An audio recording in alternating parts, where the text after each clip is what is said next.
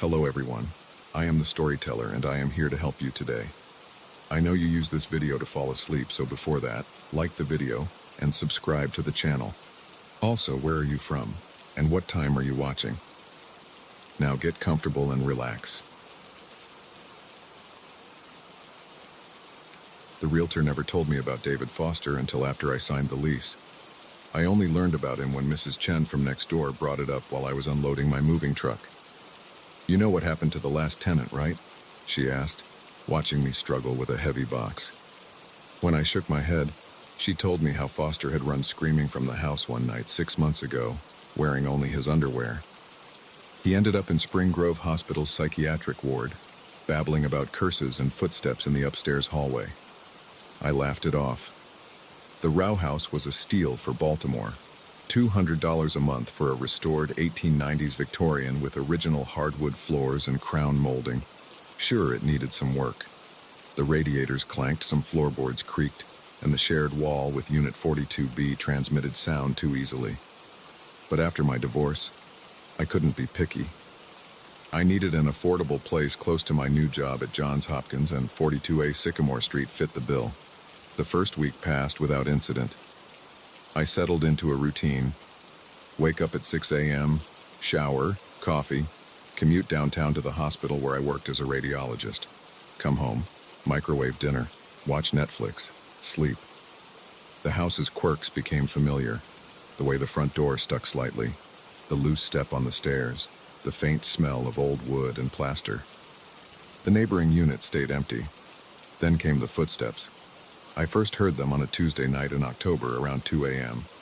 The sound yanked me from sleep, heavy thuds moving across the second-floor hallway right above my bedroom.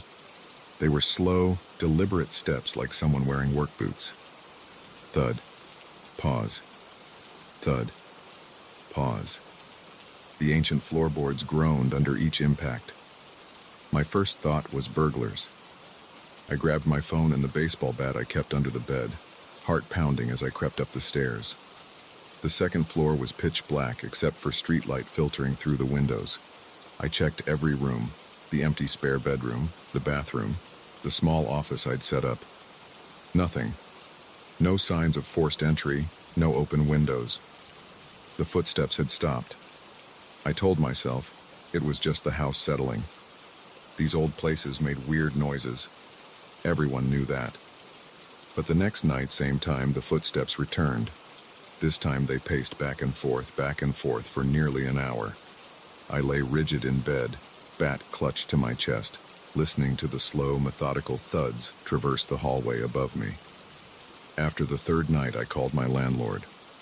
"Look, the place is over 100 years old," he said. "Pipes expand and contract. Wooden beams shift. It's normal." "This isn't the building settling," I insisted. "These are footsteps, heavy ones." He sighed. "Mr. Walker, I assure you the second floor is structurally sound. We had it inspected before you moved in. If you're really concerned, I can send someone to check it out next week." But I couldn't wait that long. The footsteps came every night now, always around 2 a.m., always with the same slow, heavy rhythm. I started sleeping with every light in the house on. I installed a security system. I even called the police one night, but by the time they arrived, the sounds had stopped. They found nothing suspicious. The lack of sleep started affecting my work. I dozed off while reviewing chest x-rays, mixed up patient files. My supervisor noticed and suggested I take some time off. Instead, I grew obsessed with researching the house's history. The Baltimore County Records Office had documents dating back to its construction in 1891. Nothing remarkable stood out, just a series of owners and tenants over the decades. No deaths were recorded at the address, no violent crimes. The most recent entry showed David Foster's rental agreement from January to April of the previous year. I tracked Foster down at Spring Grove Hospital. Getting in to see him wasn't easy. I had to pretend to be a relative. When they finally brought him to the visiting room, I barely recognized him from the driver's license photo in his rental application. His hair had gone completely gray. Deep lines creased his face. His hands trembled constantly. "The footsteps," he said as soon as I sat down. "You're hearing them too, aren't you? always at 2 a.m. I leaned forward. What are they? What's causing them?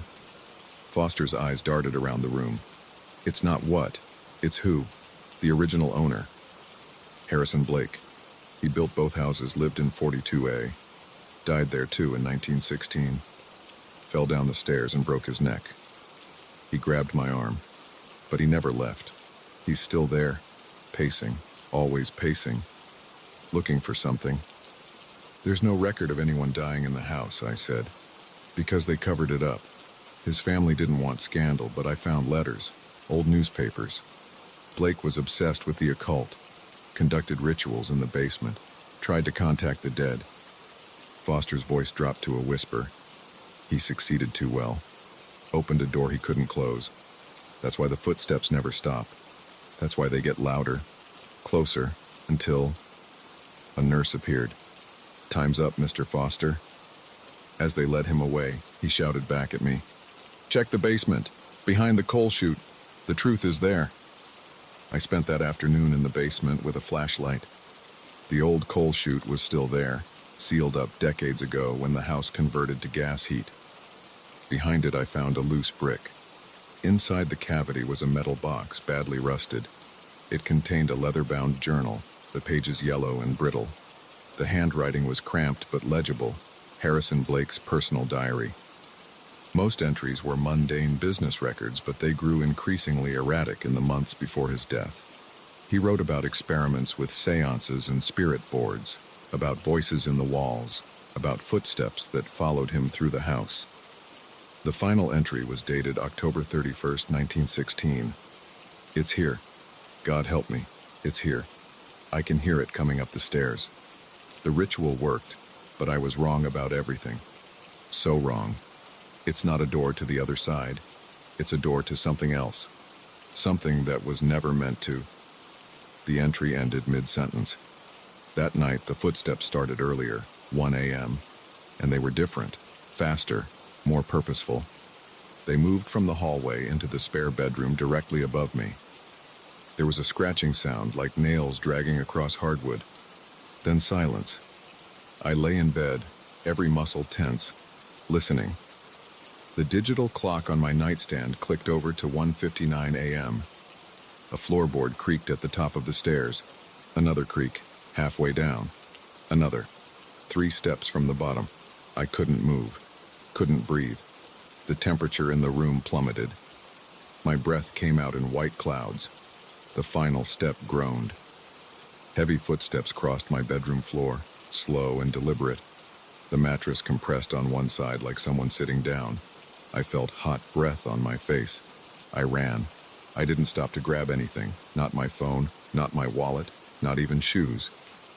I sprinted out the front door in my boxers and t-shirt, bare feet slapping the sidewalk as I ran through the dark streets.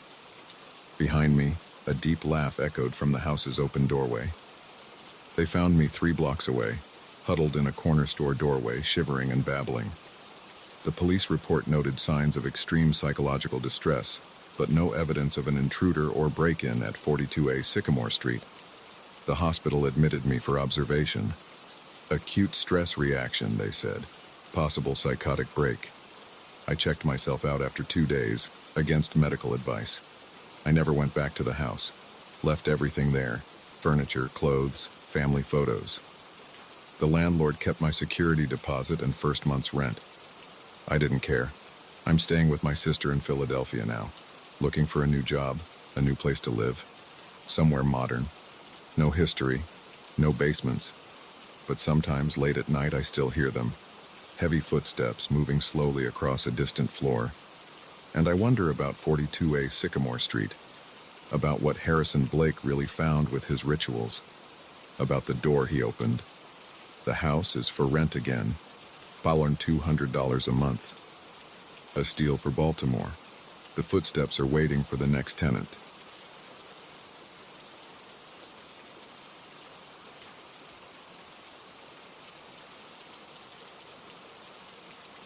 I shouldn't have gone to check on those sounds. That's what everyone says in these situations, right? But I did check, and now I can't forget what happened that night at Riverside Commerce Building.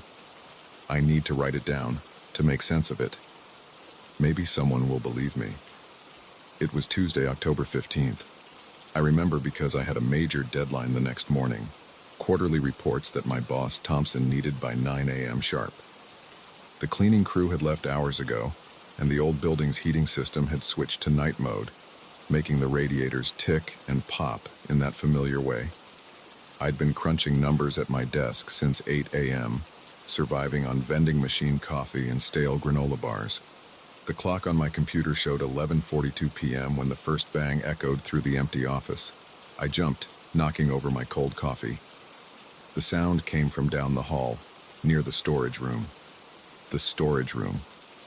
Just thinking about it makes my hands shake. It's an old room from when this building was a textile factory in the 1920s.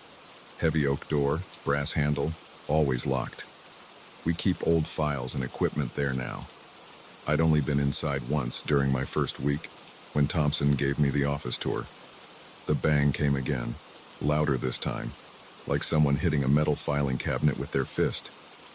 I stood up, my chair squeaking against the linoleum floor. The fluorescent lights hummed overhead as I walked to my office door and peered into the hallway. Bang, bang, bang. The sounds got louder, more insistent, like someone was trapped inside trying to get out. But that was impossible.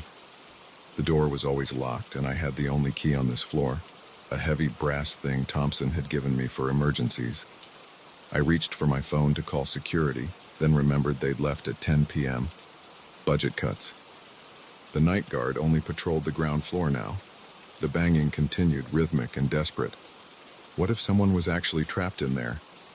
Maybe one of the cleaning staff had gotten locked in somehow. I couldn't just ignore it. I walked down the dark hallway, my footsteps echoing on the worn carpet. The emergency lights cast long shadows on the walls. The banging got louder as I approached. My hands were sweating as I pulled out the key. The brass handle was ice cold. I turned the key and the old lock clicked open. The banging stopped instantly. "Hello?" I called out, pushing the door open. "Is someone in here?" The storage room was pitch black. I fumbled for the light switch, my fingers trembling against the wall. When I found it, the fluorescent tubes flickered to life with a buzz. Empty. The room was completely empty of people. Just rows of metal filing cabinets, cardboard boxes stacked to the ceiling, and old office furniture covered in dust sheets. But something was wrong. The air felt different, heavy and thick with a musty smell that made my nose wrinkle, like wet cardboard and rotting wood. The temperature dropped suddenly.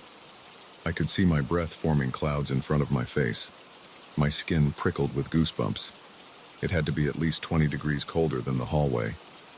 I took a step inside, my shoes crunching on something. Looking down, I saw a thin layer of frost coating the concrete floor. That wasn't possible. It was October, and the building's heating was still working. I could hear the radiator ticking in the hallway behind me. The door slammed shut. I spun around, grabbing for the handle. It wouldn't turn. I pulled harder, rattling it, but it was locked somehow. The key was still in my hand, but when I tried to put it in the lock, it wouldn't fit, like the lock had changed shape. The lights flickered, and the musty smell got stronger. A shadow moved in my peripheral vision. When I turned to look, there was nothing there. Just the rows of filing cabinets stretching into the darkness at the back of the room. My phone. I pulled it out of my pocket with shaking hands. No signal. Of course there was no signal.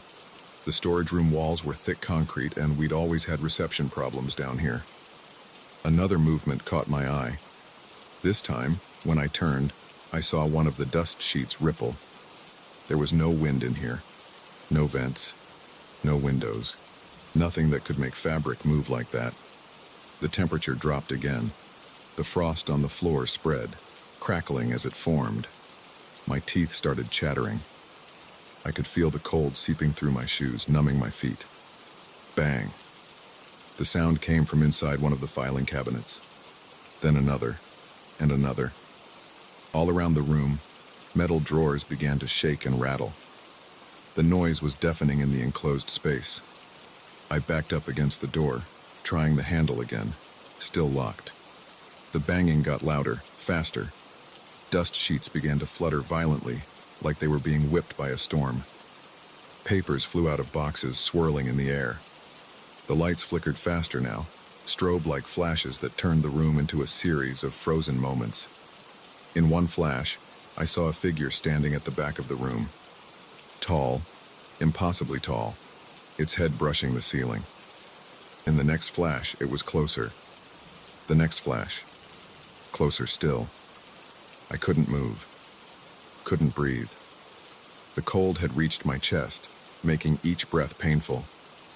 The figure was getting closer with each flicker of the lights. I could smell its presence, that overwhelming stench of decay and age. Flash, 10 feet away. Its form was wrong, limbs too long, joints bent at impossible angles. Flash, 5 feet. I could see where its face should be, just smooth, pale skin stretched over bone. Flash, 3 feet. A hand reaching toward me, fingers like pale spider legs. The lights went out. I felt something cold brush against my cheek. A whisper in my ear, in a voice that sounded like rustling paper. "You shouldn't be here," I screamed. My body finally responded, and I slammed myself against the door. It burst open, sending me sprawling into the hallway. I scrambled to my feet and ran. Didn't look back. Didn't stop until I reached my car in the parking lot. The next morning, I arrived at work late. Thompson was angry about the quarterly reports, but I couldn't care less. I walked straight to the storage room. The door was locked, just like always.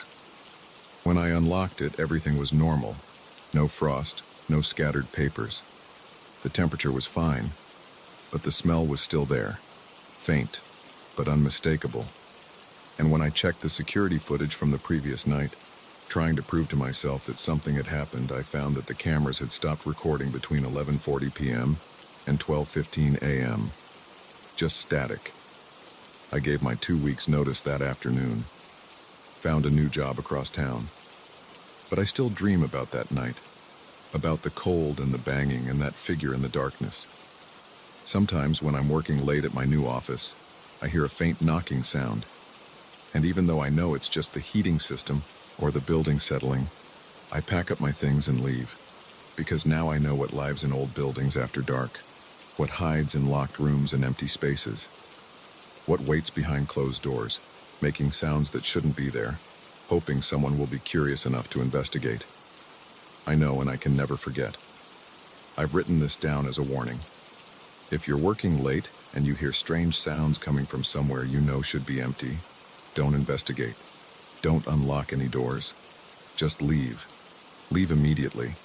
Because if you open that door, like I did, you might find out that some rooms aren't meant to be opened. Some spaces aren't meant to be explored, and some things are locked away for a very good reason. I still have nightmares about what I saw in that storage room, but what really keeps me awake at night is a different thought. What if I hadn't been able to get out? What if that thing had kept me there in that cold darkness? What if I'd become another sound in the night, banging on the door, hoping someone would be foolish enough to check? Sometimes when I drive past my old office building late at night, I look up at the windows. Most are dark, but occasionally I see a light on in someone's office. Someone working late like I used to. And sometimes, just sometimes, I think I see a shadow move behind those lit windows. Something tall and wrong, with 2 long limbs and no face. I want to warn them, to tell them to go home before it gets dark. But who would believe me? Who would listen to a story about impossible cold and locked doors that unlock themselves and figures that shouldn't exist? So I drive on, and I hope they're smarter than I was. I hope they never have to learn what I learned that night, that some sounds should go uninvestigated, some doors should stay locked, and some rooms should remain unopened. Because now I know the truth about old buildings and empty rooms. They're not always as empty as they seem. And sometimes when something makes a sound it shouldn't make, the worst thing you can do is go and check. I know that now. I just wish I'd known it then.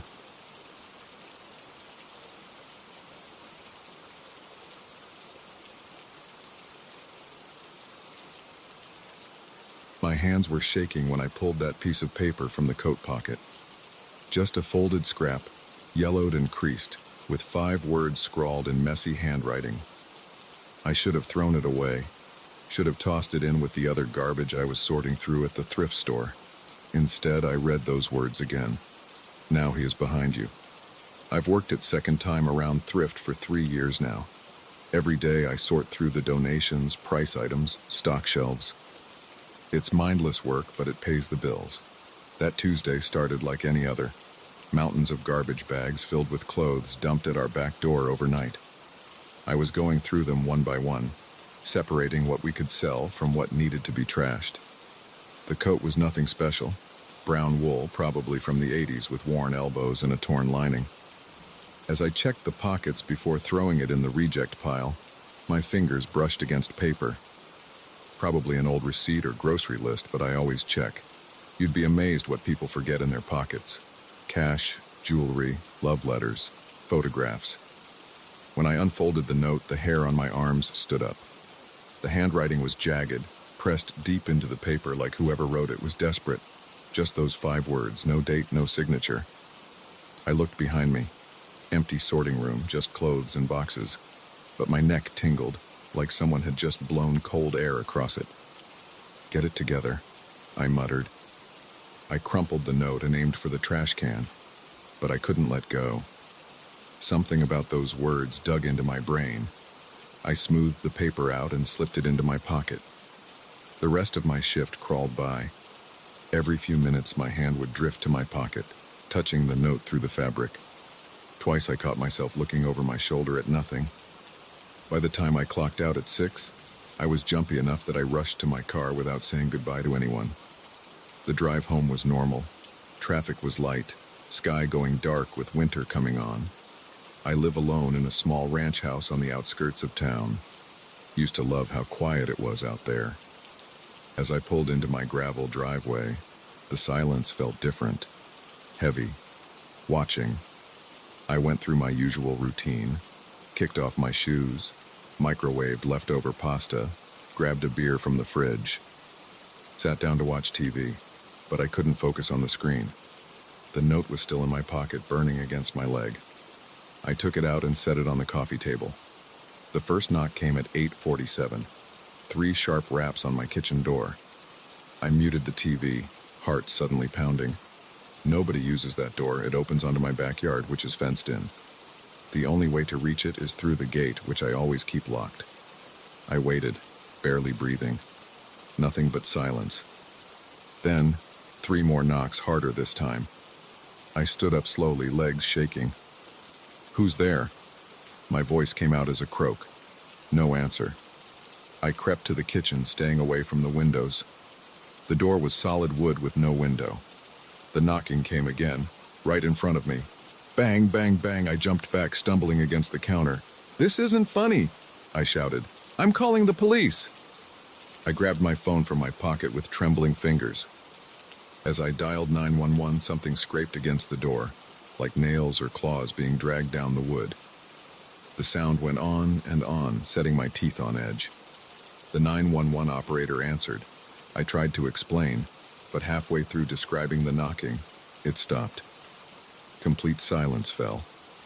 I waited, phone pressed to my ear, while the operator asked if I was still there. I think they're gone," I said finally. "I'm sorry. Maybe it was just kids playing a prank." But I knew it wasn't kids. The scratching had come from too high up the door. And something about the rhythm of those knocks, deliberate, patient, like whatever was out there had all the time in the world. I spent the next hour checking all my doors and windows. Everything was locked tight. I drew all the curtains and turned on every light in the house. The note sat on my coffee table where I'd left it. I picked it up, read those 5 words again. My hands were shaking so bad I could barely hold the paper. A sound from upstairs made me freeze. Footsteps, slow and heavy, creaking across the floor of my bedroom. But I live in a ranch house. There is no upstairs. I ran, grabbed my keys and phone, yanked open the front door, and stopped dead. All the lights on my street were out.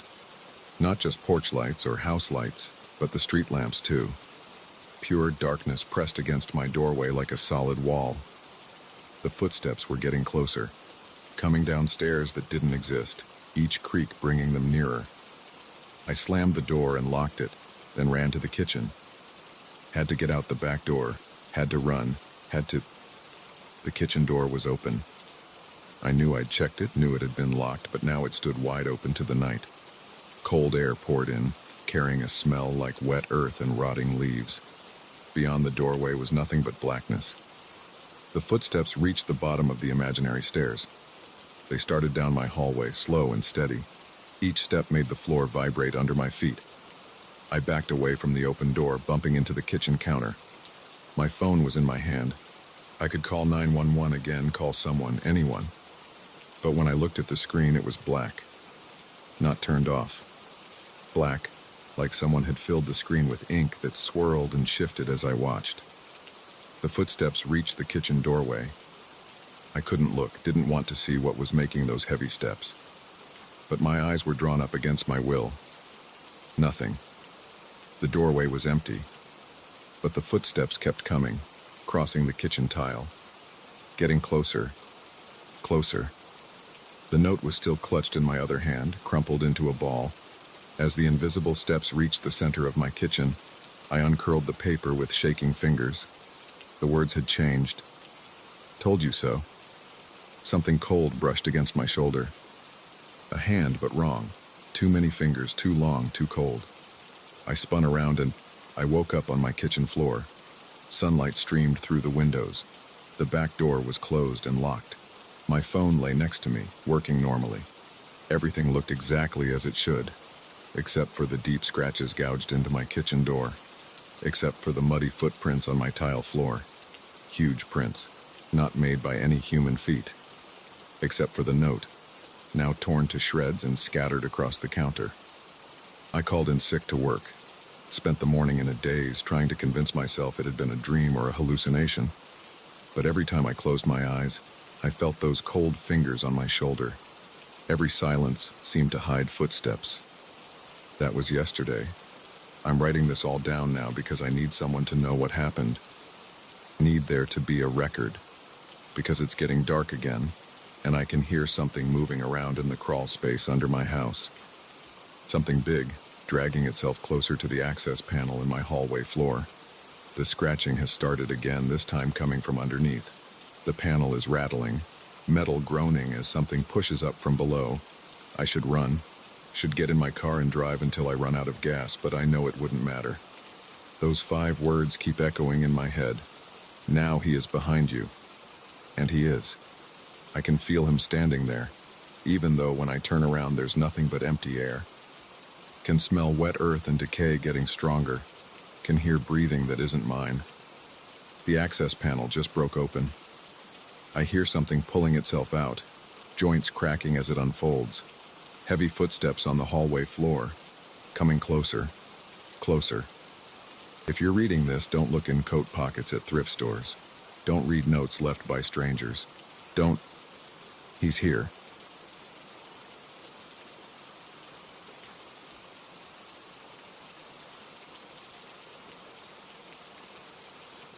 A week has passed, but my hands still shake when I think about what happened in that factory. The doctors say I'm experiencing acute stress disorder. They've prescribed pills that are supposed to help me sleep. But pills can't erase what I felt that night, what brushed against me in that dark corridor. I need to write this down to get it out of my system. Maybe then I'll stop jumping at every shadow. It started as just another urban exploration trip with my usual crew, Mike, Sarah, and Danny. We'd been doing this for 2 years, checking out abandoned buildings around the Rust Belt. The old Riverside manufacturing plant had been on our list for months. The massive complex had shut down in 2008, leaving behind 5 acres of deteriorating industrial buildings. I remember the exact moment we pulled up to the chain-link fence that Thursday night. The factory's broken windows stared down at us like empty eye sockets. The security light above the loading dock flickered weakly, creating moving shadows that made the building seem alive. Danny had his usual shit-eating grin as he cut through the fence with his bolt cutters. "Ladies and gentlemen, dinner is served," he said, pulling back the fence to create an opening. Sarah rolled her eyes. "Real classy, Dan." Mike was already checking his camera gear. Remember, guys, we stick together. No wandering off alone this time. He looked directly at me when he said this. Last month, I'd separated from the group in an abandoned hospital and ended up falling through some rotted floorboards. Nearly broke my leg. Yeah, I got it, I said, adjusting my headlamp. Team safety first. The late October air bit through my jacket as we crossed the empty parking lot. Weeds had broken through the asphalt, creating a maze of cracks. Our footsteps crunched on broken glass and gravel. The sound echoed off the factory walls, making it seem like someone was walking behind us. The main entrance was boarded up, but we found a broken window on the ground floor. Danny went first, then Sarah, followed by Mike. I brought up the rear. As I climbed through, my boot caught on the windowsill. I stumbled, sending an empty soda can skittering across the floor. The metallic sound rang out in the darkness. "Smooth move," Danny whispered. The beam of my headlamp cut through the gloom. We were in what looked like an old break room. Trash and debris covered the floor. A row of rusted lockers lined one wall, their doors hanging open. The ceiling had partially collapsed, letting in slivers of moonlight. Mike was already taking photos, his camera flash briefly illuminating the room in harsh white light. Sarah walked over to one of the lockers and peered inside. "Check this out," she said, pulling something out. It was an old time card, the paper yellow with age. "Says 1986. Wonder what happened to whoever this belonged to." "Probably retired to Florida," Danny said. "Or dead." We moved deeper into the building, following what appeared to be the main corridor. Our headlamp beams bounced off peeling paint and exposed pipes. Every few feet, doorways opened into dark rooms filled with silent machinery. The air was thick with dust and the musty smell of decay. The layout was confusing, a maze of interconnected hallways and production areas. Mike kept checking his phone, trying to match our location to the building plans he'd found online. After about 20 minutes, we reached a large open space that must have been the main production floor. The ceiling here rose at least 40 feet, supported by massive steel beams. Rows of assembly lines stretched into the darkness. Conveyor belts hung limp like dead snakes. Above us, a network of catwalks crisscrossed the space. "This is incredible," Mike said, his camera clicking rapidly. "The scale of this place." Sarah was already climbing onto one of the conveyor belts. "Hey guys, I bet we can follow this to see where it goes." We spent the next hour exploring the production floor, documenting everything with photos and video. Danny found an old control panel and pretended to operate it, making machine noises like a kid. Sarah discovered a collection of employee photos still hanging on a bulletin board in what had been a supervisor's office. The faces stared out at us from behind clouded plastic, frozen in time. It was when we decided to check out the second floor that things started to feel wrong. The steel stairs creaked under our weight as we climbed. At the top, the hallway split in two directions. "Left or right?" Danny asked. Mike consulted his phone. "Left should take us toward the administrative offices. Right goes to more production areas." "Offices might have more interesting stuff to find," Sarah said. "Documents, photos, that kind of thing." We turned left. This corridor was narrower than the ones downstairs. The ceiling was lower too, creating a more claustrophobic feeling. Water damage had caused the walls to bubble and peel. Every few yards, black mold spread across the surface like bruises. The offices were in bad shape. Years of exposure to the elements had rotted most of the furniture. Paper lay everywhere, turned to pulp by water and time. The few items that remained intact were covered in a thick layer of dust. Sarah found an old desk calendar, still open to October 1986. She photographed it while Danny rummaged through filing cabinets. Mike was focused on capturing the decay, the way nature was slowly reclaiming the space. I hung back, scanning my light beam across the walls. Something about this area felt different. The air seemed heavier, more oppressive. I noticed the temperature had dropped several degrees. "Hey guys," I called out. "Anyone else feel how cold it got up here?" "Old buildings like this always have weird temperature changes," Mike said, not looking up from his camera. "Probably just a draft from somewhere." We continued moving through the offices. The corridor took several turns, leading us deeper into the building. I tried to keep track of our route, but soon lost my bearings. The identical doorways and peeling walls all blended together. After about 15 minutes, we reached another set of stairs leading up to the third floor. A metal sign, barely legible under years of grime, read, "Executive Offices." "Should we check it out?" Danny asked. Sarah checked her watch. "We've been here almost 2 hours. Maybe we should start heading back." "Come on, we're already here," Danny said. "When are we going to get another chance to see this place?" Before anyone could respond, a loud crash echoed from somewhere behind us. We all jumped, our headlamp beams swinging wildly around. "What was that?" Sarah whispered. "Probably just something falling," Mike said, but his voice was tense. "These places are always settling." We stood silent for a moment, listening. The only sound was our breathing and the faint drip of water somewhere in the darkness. "Let's just check out the third floor quickly and then head back," Danny suggested. No one argued. We climbed the stairs, the metal steps ringing hollow under our feet. At the top, we found ourselves in a short hallway ending in a set of double doors. Brass letters on the wall spelled out, "Boardroom." The doors were locked, but Danny made quick work of them with his crowbar. They opened with a grinding screech that set my teeth on edge. Our lights revealed a large conference room dominated by a massive wooden table.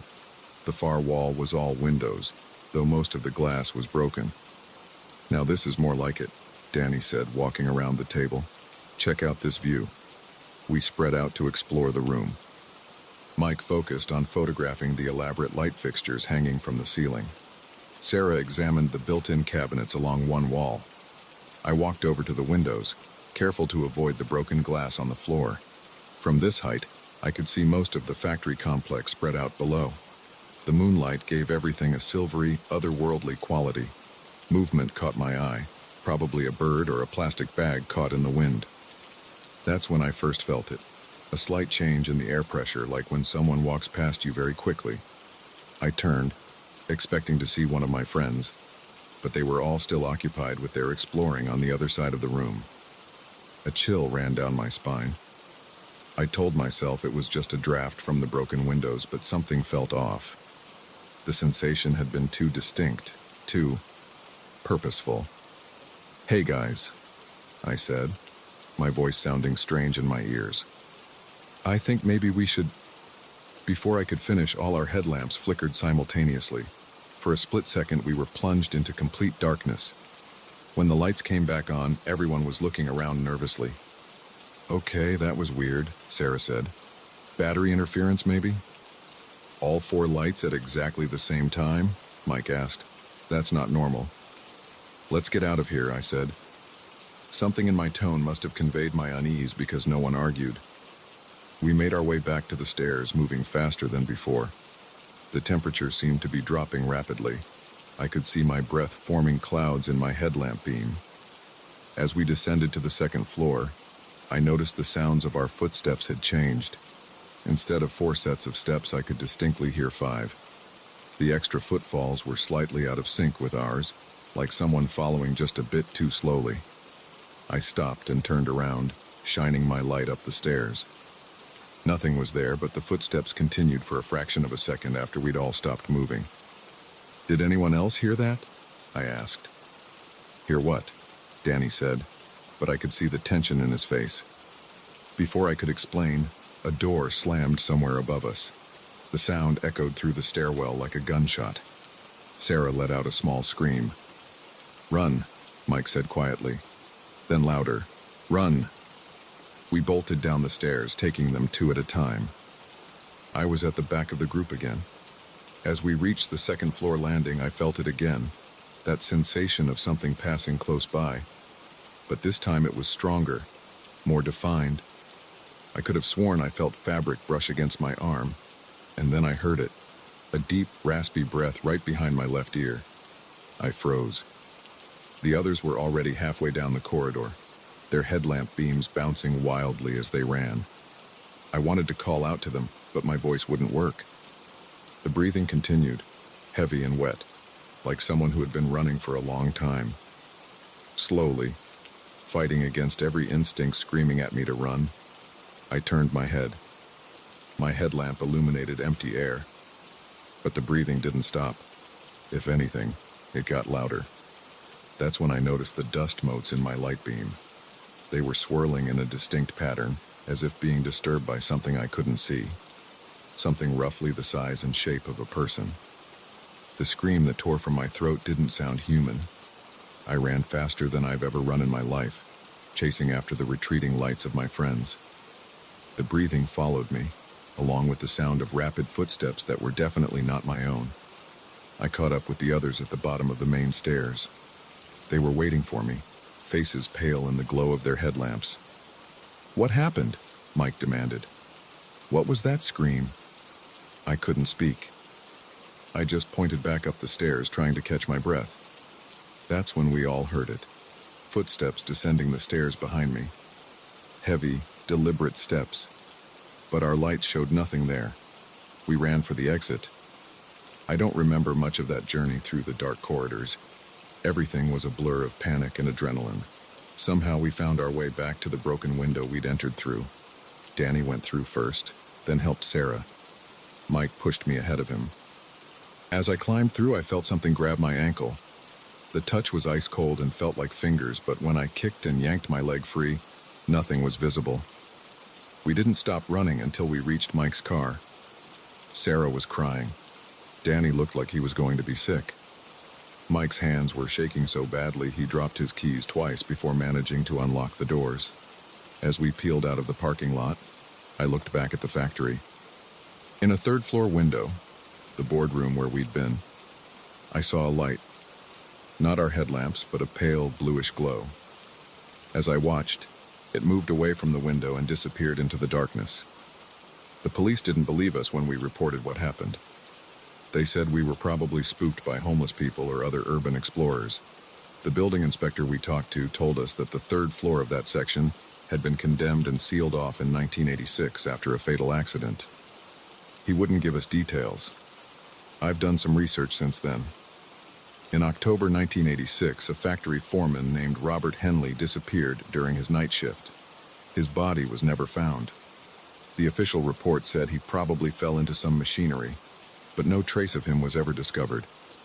The factory closed its third-floor executive offices after that, and rumors spread about strange sounds and unexplained accidents. I haven't gone urban exploring since that night. The others haven't either.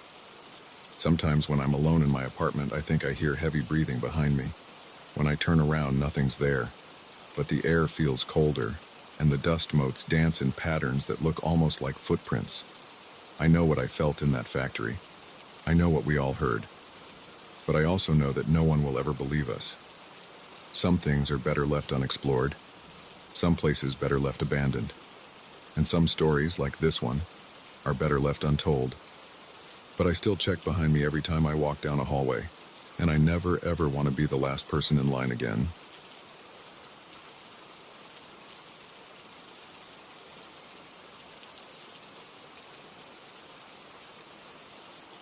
I still wake up some nights with my heart racing, sheets soaked in sweat, remembering that weekend at Blackwood Trail. The rational part of my brain tells me there has to be a logical explanation for what happened, but my body remembers the terror. This is everything that occurred during those 48 hours as best as I can recall it. It started as a normal camping trip. Mark and I had been planning it for weeks, just a regular 2-day getaway to disconnect from our phones and drink some beers around a campfire. We'd known each other since college, and these weekend trips had become our tradition. This one was supposed to be like all the others.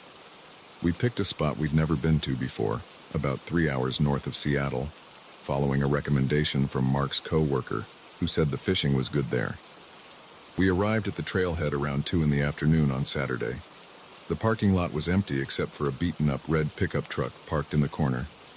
The air was cold and damp, typical Pacific Northwest weather for early October. I shouldered my pack while Mark checked his phone one last time before we lost signal. "Forecast says clear skies tonight," he said, stuffing the phone in his jacket pocket. "Should be perfect for stargazing." The trail started off easy enough. winding through tall Douglas firs and western red cedars. Our boots crunched on fallen leaves and broken twigs. The forest was quiet, except for the occasional bird call and the sound of a stream somewhere in the distance. After about an hour of hiking, we found a decent clearing about 50 yards off the main trail. "This looks good," Mark said, dropping his pack. "Flat ground, good tree coverage, close enough to water." I agreed, and we started setting up camp. We had it down to a science after years of doing this. Mark handled the tent while I gathered firewood and cleared a space for the fire pit. By 4 o'clock, we had everything set up. Our 4-person tent, camp chairs, and a neat pile of firewood ready for later. We spent the afternoon fishing at the nearby stream. The water was clear and cold, running fast over smooth rocks.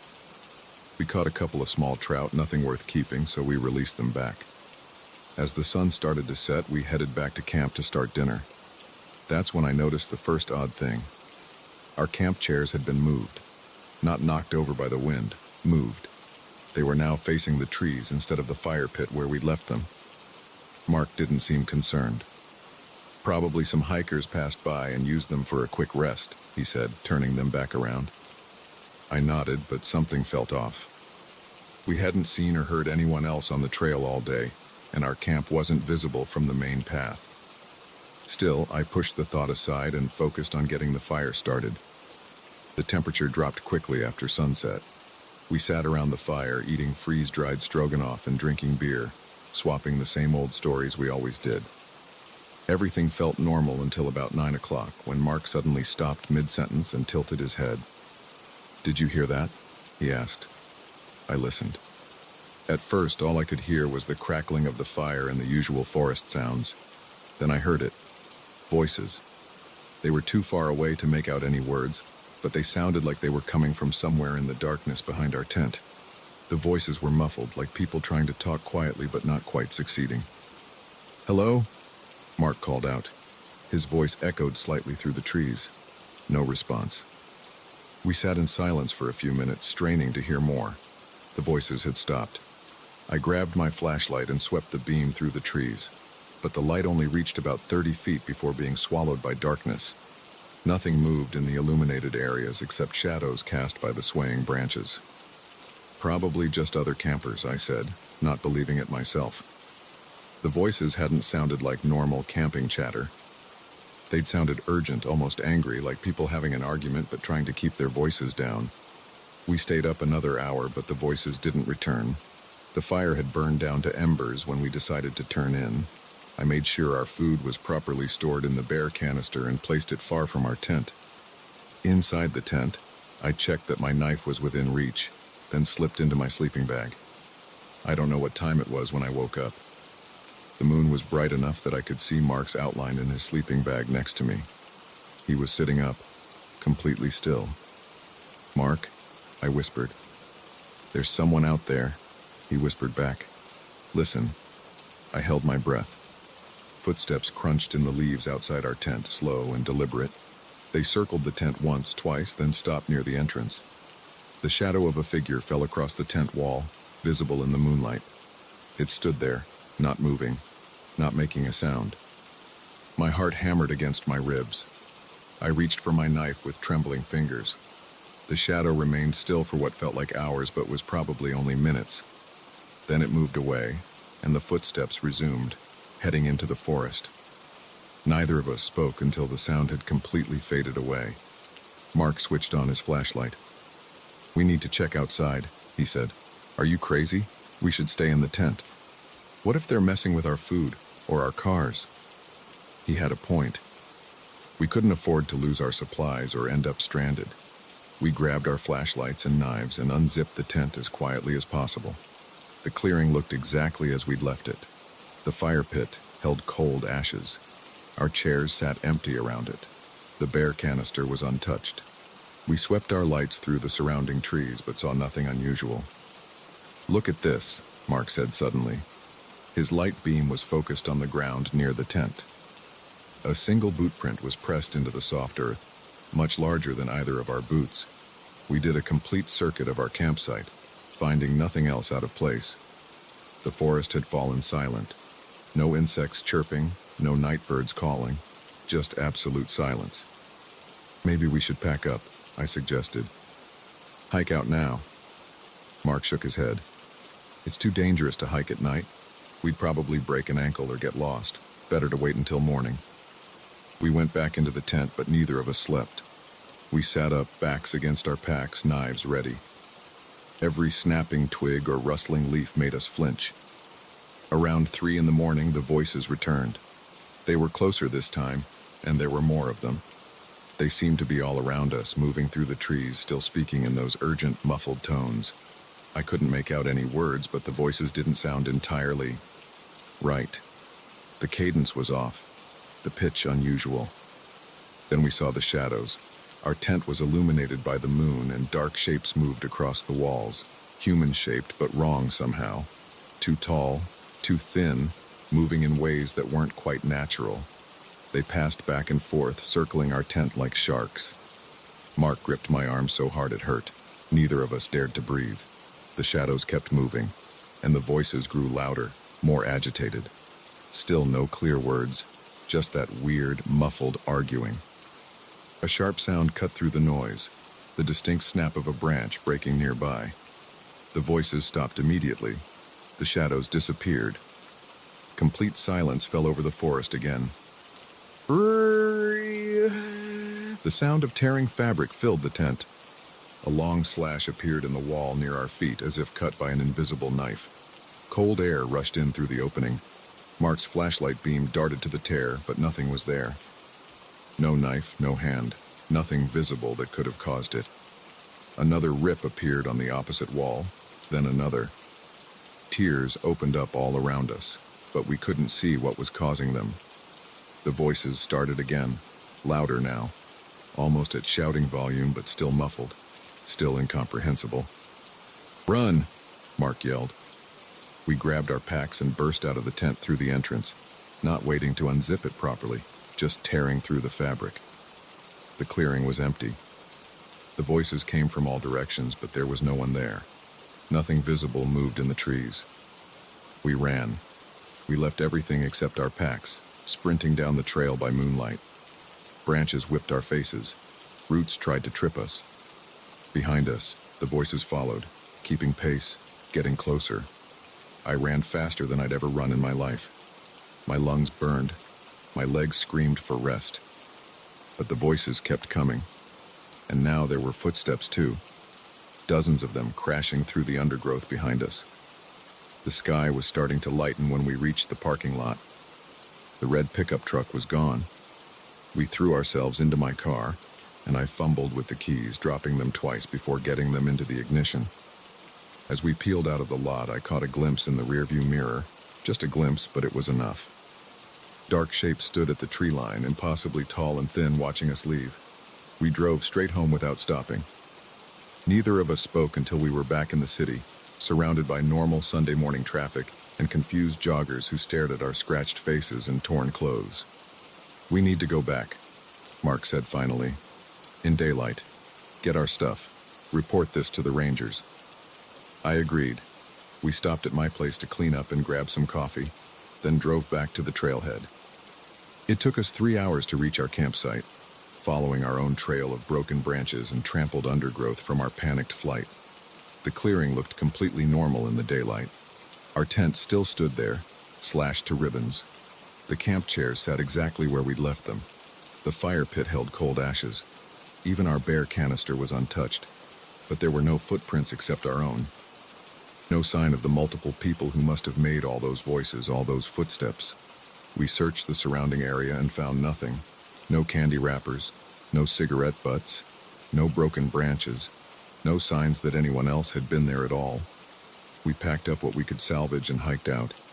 We filed a report with the Rangers, who looked skeptical but wrote everything down. They said they'd investigate, but I never heard anything more about it. Mark and I still go camping sometimes, but never alone anymore, and never at Blackwood Trail.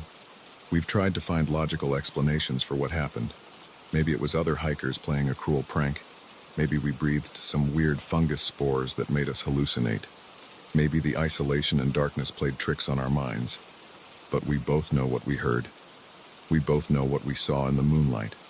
Those shadows that moved wrong, those shapes at the tree line. Sometimes late at night, I think I hear those muffled voices again, arguing in words I can't quite understand, and I know I'll never go back to those woods alone. I've told this story to a few people over the years. Most don't believe it, and I don't blame them. I wouldn't believe it either if I hadn't lived through it. The rangers never found any evidence of other people being there that night. The slashes in our tent looked like they'd been made by a blade, but no other damage was found in the area. The only other strange detail came months later. I was looking through photos from previous camping trips and found one from that weekend. It was a simple shot of our campsite just after we'd set it up, before sunset. The tent, the chairs, the fire pit, everything looked normal. Except in the background, barely visible between the trees, there was something I hadn't noticed when taking the picture. A tall, thin shadow that didn't match any of the trees. A shadow that seemed to be looking right at the camera. I deleted the photo immediately. Some things are better left unexamined, some questions better left unanswered. But I still check my tent carefully every night before I go to sleep, looking for tears that shouldn't be there, listening for voices that shouldn't exist.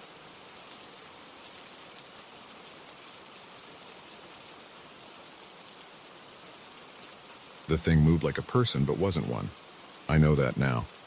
3 weeks ago, when I first saw it shuffling down the east corridor of County General at 3 a.m., I told myself it was just another patient who'd wandered out of their room. But patients don't have legs that bend backward at the knees. They don't leave wet footprints that evaporate in seconds. And they definitely don't disappear through solid walls into wings that have been locked and abandoned for 20 years. I've worked security at County General for 8 years. Night shift, 11 p.m. to 7 a.m. Nothing fancy, just me, my flashlight, and endless rounds through fluorescent-lit hallways. Check the doors, monitor the cameras, help lost visitors find the emergency room, deal with the occasional drunk or rowdy family member, write my reports, clock out, go home. Simple, until that first night. I was doing my 3 a.m. round, starting from the ground floor lobby and working my way up. Everything normal. Mrs. Chen at the front desk was doing her crossword puzzle. The ER was quiet, just 2 patients being treated for minor injuries. The cafeteria was dark and locked. The gift shop's motion sensor light clicked on as I passed. 4th floor, psychiatric ward, all secure. 5th floor, maternity. Could hear a baby crying somewhere. 6th floor, oncology. The night nurse gave me a tired wave. 7th floor, mostly empty except for storage and some old administrative offices. Then the east corridor of the 8th floor. That's where things went wrong. I noticed the cold first. The heating system covers the whole building, but that hallway felt like a freezer. My breath came out in clouds. The fluorescent lights flickered, which wasn't unusual in the older sections of the hospital. What was unusual was the silence. Hospitals are never completely quiet, even at night. There's always some kind of background noise, ventilation systems, distant voices, equipment beeping. But this silence felt thick, like cotton in my ears. That's when I saw it. About 50 feet ahead, something moved. A figure, tall and thin, standing with its back to me. It wore what looked like a hospital gown, but dirty and torn. The head was bald, the skin gray-white like old putty. "Hey!" I called out. "Hospital policy.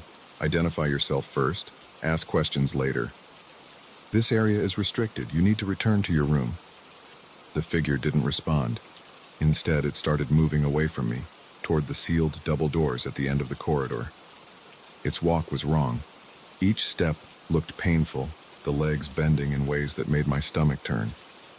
I reached for my radio. "Front desk, this is Jim. Got a patient wandering on 8 East, requesting backup." Static answered. I tried again. Nothing. The figure reached the double doors.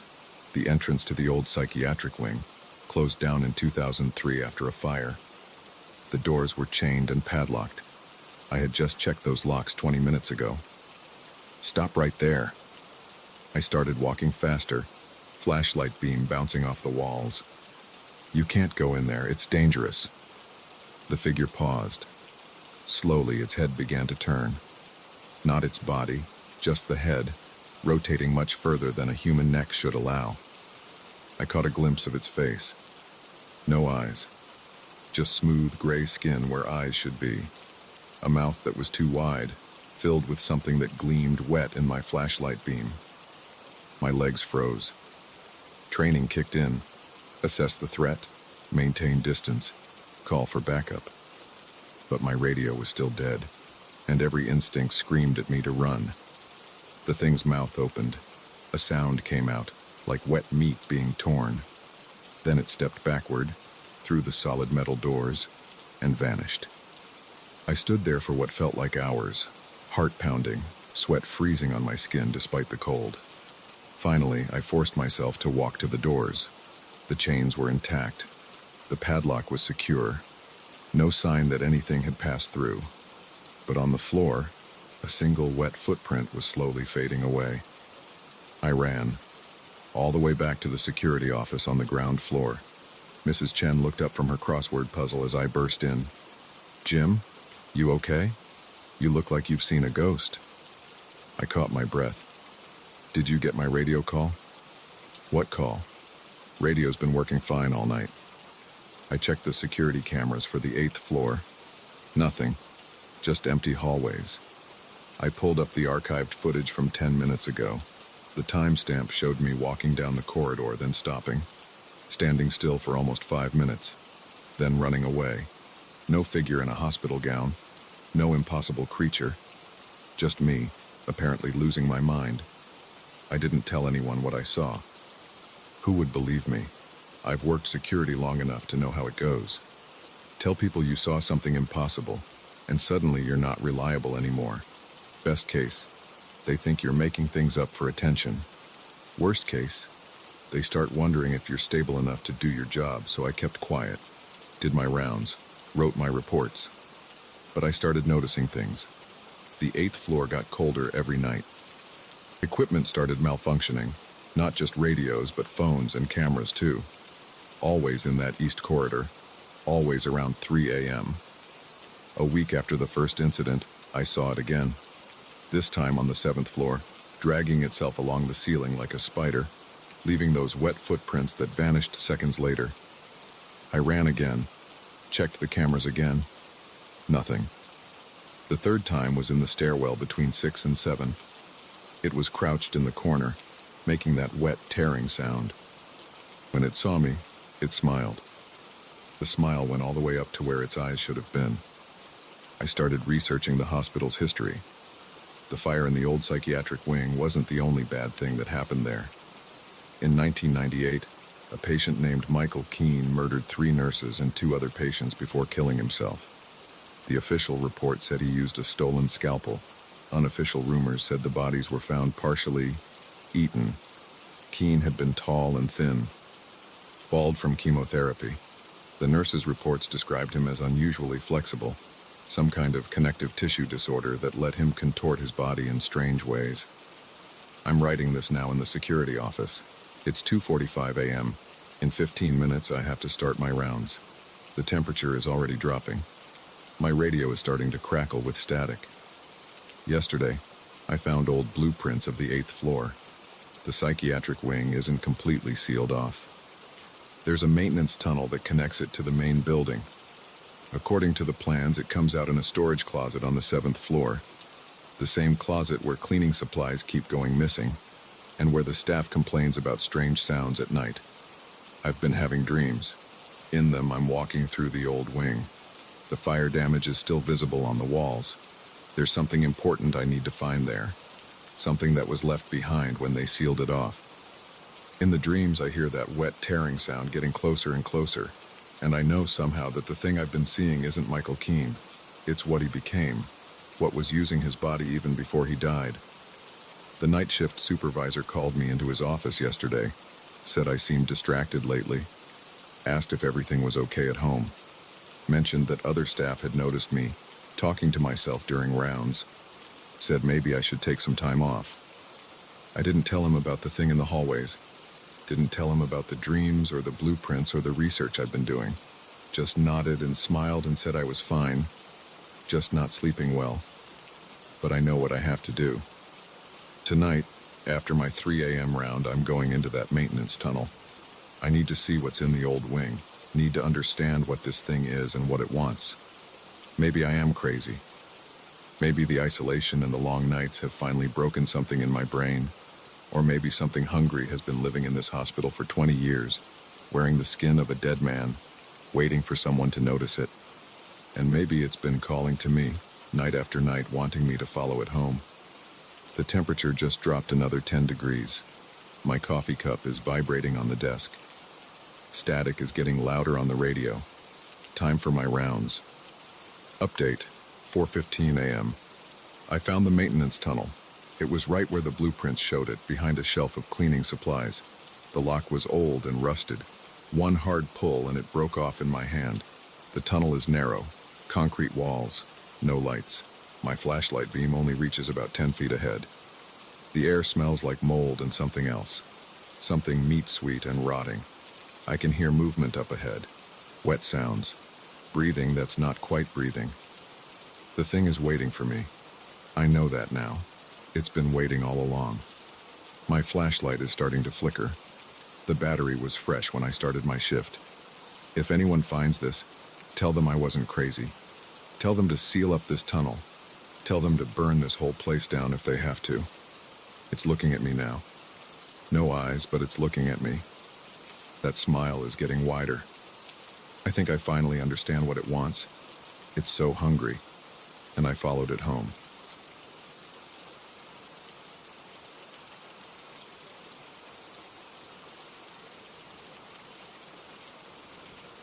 The dream started 3 months ago. Every night the same dark forest. Every night the same hooded figure watching me from between the trees. And now, as I sit alone in my tent in the middle of nowhere, I know that what I feared most has finally happened. The thing from my dreams has crossed over into reality. I should have known better than to come on this camping trip. The signs were all there, but I need to write this down, to record what happened in case someone finds this later. My name is Daniel Foster. I'm 34 and I work as an IT consultant in Seattle. Nothing special about me. Nothing that should have drawn its attention. It began with what I thought was just a recurring nightmare. I'd wake up at exactly 3:17 a.m., heart pounding, sheets soaked with sweat. In the dream, I'd be walking through a dense forest. The trees were packed so tight you could barely squeeze between them. No trail, no markers, just endless trunks disappearing into darkness. And then I'd see it, always in the same spot, always standing perfectly still. A figure in a black hood, impossibly tall and thin. Its face, if it had one, was hidden in shadow. It never moved, never spoke, just watched. I could feel its eyes on me, even though I couldn't see them. The dreams were so vivid that I'd wake up with the smell of wet earth and rotting leaves in my nostrils. I tried everything to stop them. Sleep medication, meditation, therapy. Dr. Roberts, my therapist, said it was just stress manifesting itself. Told me to take some time off work, maybe go somewhere with friends. Get out of your routine, she said. Do something fun and relaxing. That's how I ended up here on this camping trip with Mike and Steve. They'd been trying to get me to come hiking with them for years. When I finally said yes, they couldn't believe it. We drove 5 hours into the Cascade Mountains, following logging roads until we couldn't drive any further. The plan was to hike to Fisher Lake, spend 3 days fishing and camping, then head back. The first day went fine. We set up camp about a half-mile from the lake in a small clearing. Mike brought his expensive tent, Steve had his old reliable Coleman, and I borrowed my brother's 2-person North Face. We grilled hot dogs, drank some beers, told stupid stories around the campfire. Normal stuff. I even started to relax a little. That night I slept without dreaming for the first time in months. When I woke up, everything was quiet. Too quiet. No birds, no wind in the trees, no sounds of Mike or Steve moving around camp. I unzipped my tent and stepped outside. The clearing was empty. Their tents were gone. The fire pit was cold and clean, like it had never been used. Even their backpacks had vanished. My tent was the only sign that anyone had ever been here. I checked my phone. No signal, of course. The screen showed 3:17 a.m. That's when I saw it standing at the edge of the clearing. The same hooded figure from my dreams, but this time I wasn't going to wake up. It was taller than any human could be, at least 8 feet. Its black robe hung in perfect stillness, even though I could feel a cold breeze on my face. The hood was pointed slightly down, aimed directly at me. I'm writing this now because I need to keep my hands busy, need to focus on something other than the fact that it's still out there. I can see its shape through the tent wall, a darker shadow against the darkness. It hasn't moved in hours, just watching, waiting. The rational part of my brain keeps trying to make sense of this. Maybe I'm still dreaming. Maybe I had a mental breakdown and imagined the whole camping trip. Maybe Mike and Steve are playing some elaborate prank. But I know none of that is true. I know because I can smell that same wet earth and rotting leaves from my dreams, stronger than ever. I've checked my watch 12 times while writing this. It still says 3:17 a.m. It's been 3:17 a.m. for what feels like days now. Earlier I tried shouting for help. My voice seemed to die a few feet from my mouth, like the air itself was dead. I tried running. Made it about 20 yards before I realized I was just running in circles, always ending up back at my tent, always with that figure standing in the exact same spot. The batteries in my flashlight are starting to die. The beam gets weaker every time I turn it on. I've been rationing my phone battery, but it's down to 12% now. I have 2 granola bars and half a bottle of water left. When those run out, the temperature keeps dropping. My sleeping bag isn't enough anymore. I can see my breath when I use the flashlight. The cold seems to be coming from the direction of the figure, like it's sucking all the warmth out of the air. I tried closing my eyes, counting to 10, doing all the things you're supposed to do when you think you're dreaming. Nothing works. Every time I open my eyes, it's still there, still watching. Sometimes I think I hear whispers coming from the woods. Not words exactly, more like the sound of dry leaves scraping against each other. But when I really focus on listening, there's nothing but that heavy, unnatural silence. I've started noticing details about the figure that I never saw in my dreams. The way its robe seems to absorb light rather than reflect it. How it's somehow perfectly black, darker than the darkness around it. The slight tilt of its hood when I move, tracking my every motion. My hands are shaking so bad now I can barely write, not just from the cold. A few minutes ago, or hours or days, I can't tell anymore. I saw something move under its robe, just for a second. Like something long and thin was writhing underneath the fabric. I've been trying to remember if there were any warning signs before the dream started. Any reason why this thing chose me. But my life was completely normal. Wake up, go to work, come home, watch Netflix, go to bed. Repeat. The most exciting thing I did was order takeout from a different place every Friday. The only unusual thing was that day in the parking garage 3 months ago. I was walking to my car after work when I felt something watching me. Turned around and saw nothing but shadows between the concrete pillars. But for just a moment I thought I saw something tall and dark move behind a column. I convinced myself it was just my imagination. Now I know better. It was hunting me even then. The dreams weren't warnings. They were it teaching me to fear it. Training me like a dog to recognize its master. My phone's down to 5% now. The flashlight batteries finally died. The darkness keeps pressing closer, thicker than any natural night should be. I can barely see what I'm writing anymore. I think it's getting closer. Every time I look up, it seems a few inches nearer to my tent. Moving so slowly I can't actually see it move. But it's coming. The whispers are getting louder. Still not words, but almost. Like they're just on the edge of making sense. I don't want to hear what they're trying to say. 4%. I have to make a decision soon. Either stay in this tent until I freeze or starve or lose my mind, or 3%. The temperature just dropped again. I can feel ice crystals forming on my sleeping bag. 2%. The figure is definitely closer now. Close enough that I can see there's something wrong with its proportions. Arms too long, torso too narrow, nothing human about it at all. 1%, I'm going to run. Not in circles this time. Just pick a direction and go until I can't go anymore. Maybe that's what it wants. Maybe that's what it's been waiting for. If anyone finds this, tell my family I love them. Tell Mike and Steve I'm sorry. And if you're reading this in the woods, run. Run before it starts appearing in your dreams too. The battery's almost dead. It's time. I can hear something scratching against the outside of my tent.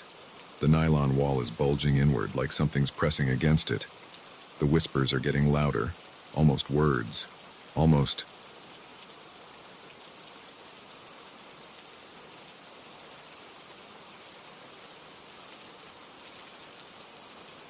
I shouldn't have agreed to watch Mike's house.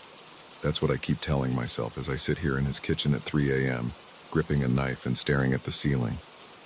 The sound started 2 hours ago. First the footsteps, then the banging. Now I'm trapped between fear and self-doubt, wondering if I'm losing my mind or if something is actually hunting me. It started normally enough. Mike asked me to watch his place while he took his family to Disney World for a week. Just check the mail, water the plants, make sure nobody breaks in, he said. Simple enough. I've known Mike since college, and his Victorian-style house always seemed nice, if a bit old.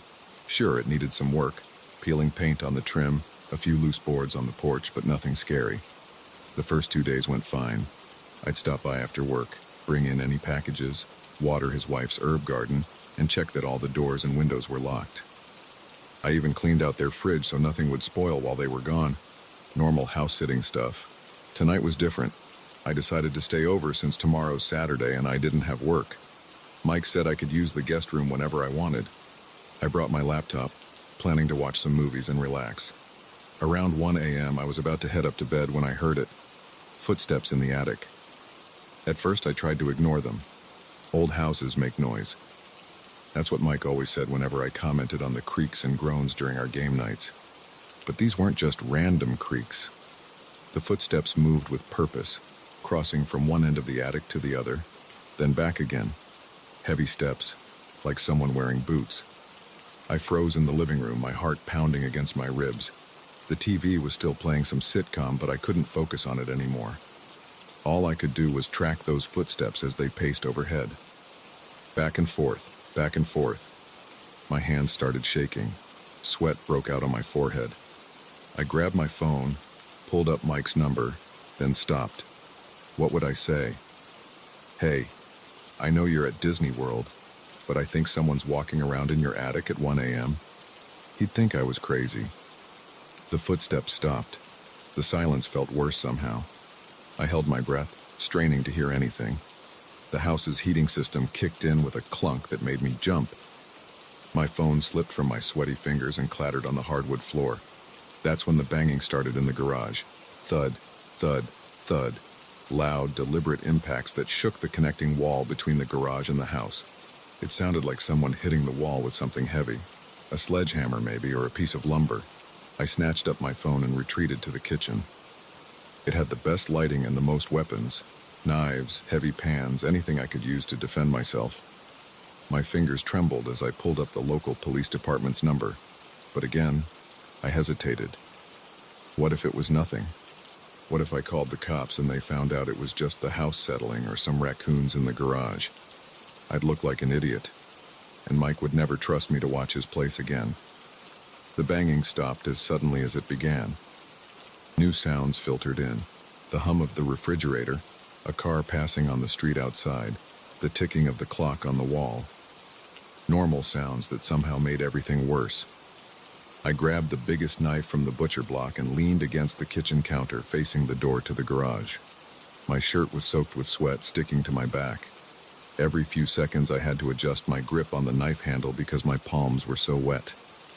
The garage door connecting to the kitchen had a small window in it, covered by a thin curtain. As I watched, a shadow passed behind it. Just a quick movement, there and gone, but unmistakable. Someone was in the garage. My throat closed up. I couldn't breathe, I couldn't move. I just stood there, knife raised, staring at that little window. The curtain fluttered slightly, like someone had brushed against it from the other side. I should run.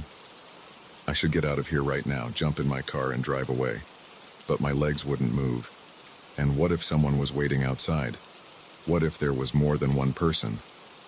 The footsteps in the attic started again, louder this time.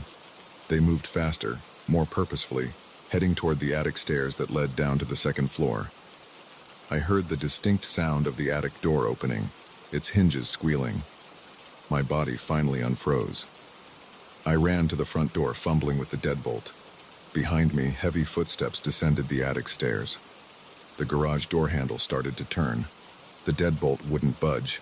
I'd locked it earlier, I was sure of it, but now it seemed stuck. I yanked harder, my fingers slipping on the metal. The footsteps reached the second floor hallway. The garage door began to open. With a final desperate twist, the deadbolt shot back. I yanked the door open and ran outside into the cool night air. I didn't stop running until I reached my car, parked at the curb. My hands shook so badly I dropped the keys twice before managing to unlock the door. As I slid behind the wheel, I looked back at the house.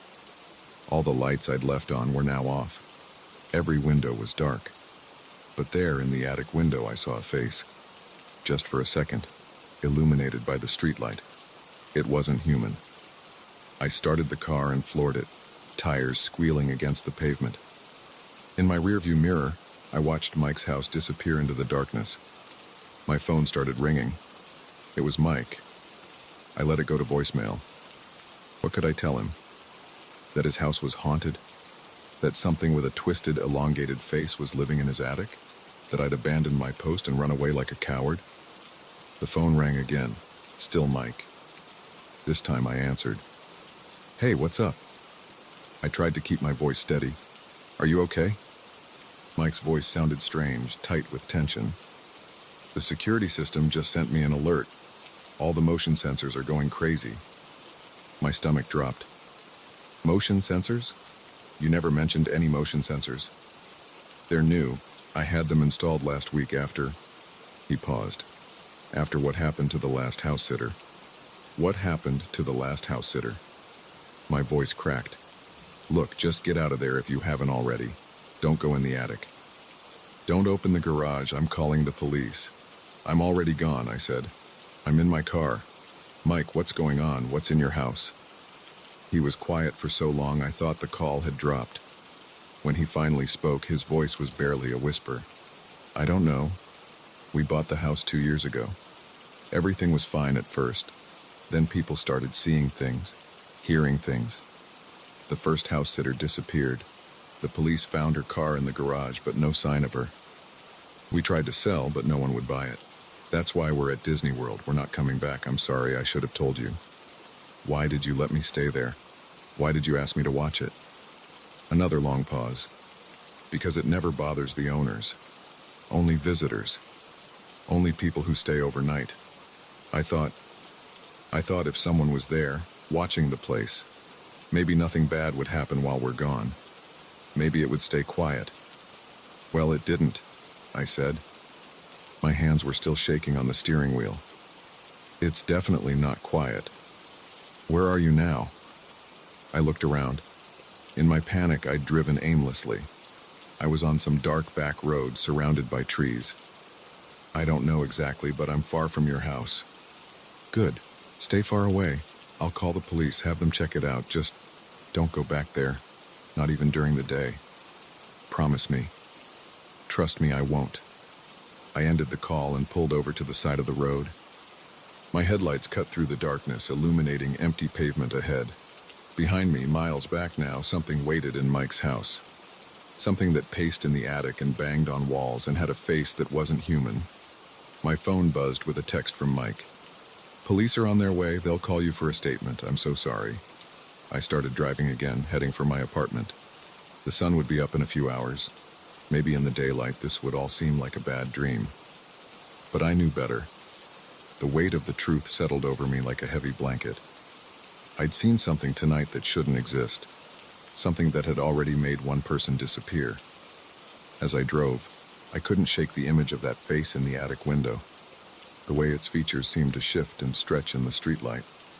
The way it smiled when it saw me running. I also couldn't shake the guilt. Not about running away. Anyone would have run from that thing. No, I felt guilty about the next person, because there would be a next person. The house would sit empty for a while, but eventually someone would buy it. Some family would move in, thinking they'd found their dream home, and then they'd hear the footsteps in the attic. The police called an hour later. I told them everything, knowing they wouldn't believe me. They didn't. They searched the house, found nothing unusual, no signs of forced entry, no evidence anyone had been there besides me. But I know what I saw. I know what I heard. And I know that somewhere in Mike's old Victorian house, something is waiting, pacing in the attic, banging on walls, watching through windows with its inhuman face, waiting for the next visitor, the next person to stay overnight, the next person to disappear. I've started researching the house's history, missing persons reports going back decades, previous owners who moved out suddenly, leaving everything behind, stories of strange sounds and faces in windows. Mike won't answer my calls anymore. His family never returned from Disney World. The house sits empty, its windows dark, its secrets locked inside. Sometimes, late at night, I think about driving past it, just to see if I can spot that face in the attic window again, just to prove to myself that it was real. But I don't. I can't. Because deep down, I know it would see me too, and this time it might not let me run away.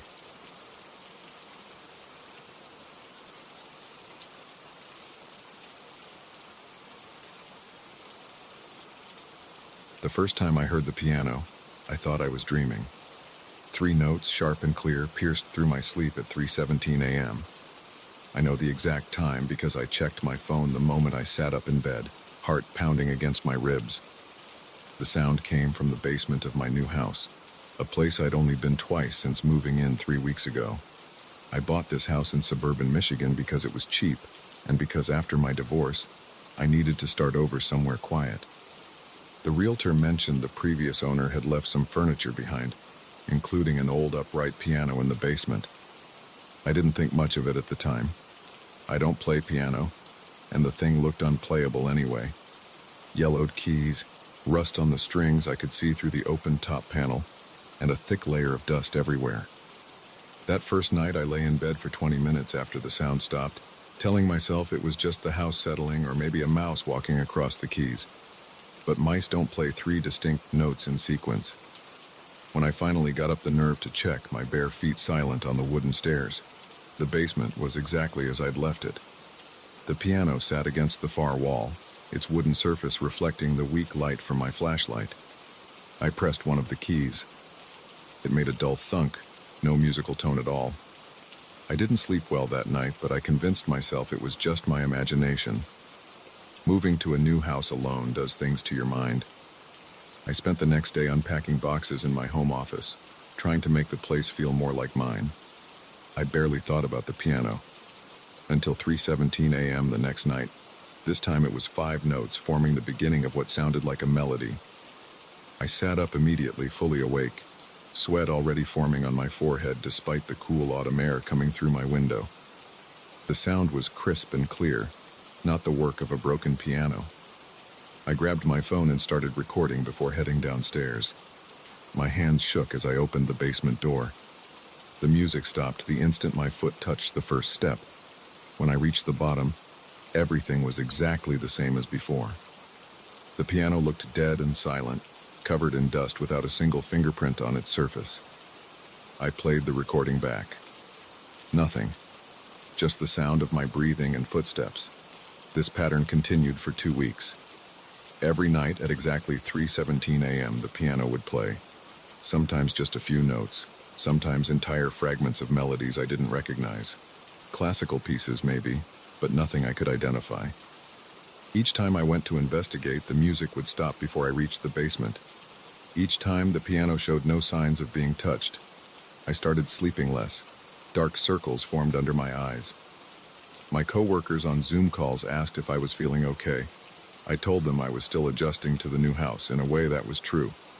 I tried setting up a camera in the basement. The footage showed nothing, just a dark, empty room with a dusty piano. But every night I heard the music. Every night it got a little longer, a little more complex. After the third week, I called the realtor. I needed to know more about the previous owner. "Let me check the records," she said. I could hear her typing. "Oh yes, Mr. Harrison. Elderly gentleman, lived there for 40 years. Died in his sleep about 6 months ago. His kids sold the house as is, didn't want to deal with clearing everything out. Why do you ask? Did he play piano? I'm not sure. The family didn't mention it, but they did say he was very insistent about leaving the piano in the basement. It was in his will, apparently. Odd request, now that I think about it. That night, I waited in my bed for 3:17 a.m. The music started right on schedule, but this time it was different. Not just a few notes or a short melody. It was a full piece, played with the skill of someone who had spent decades mastering the instrument. The sound filled the house, rising through the floorboards and vibrating in my chest. I didn't move. I lay there rigid, listening to every note.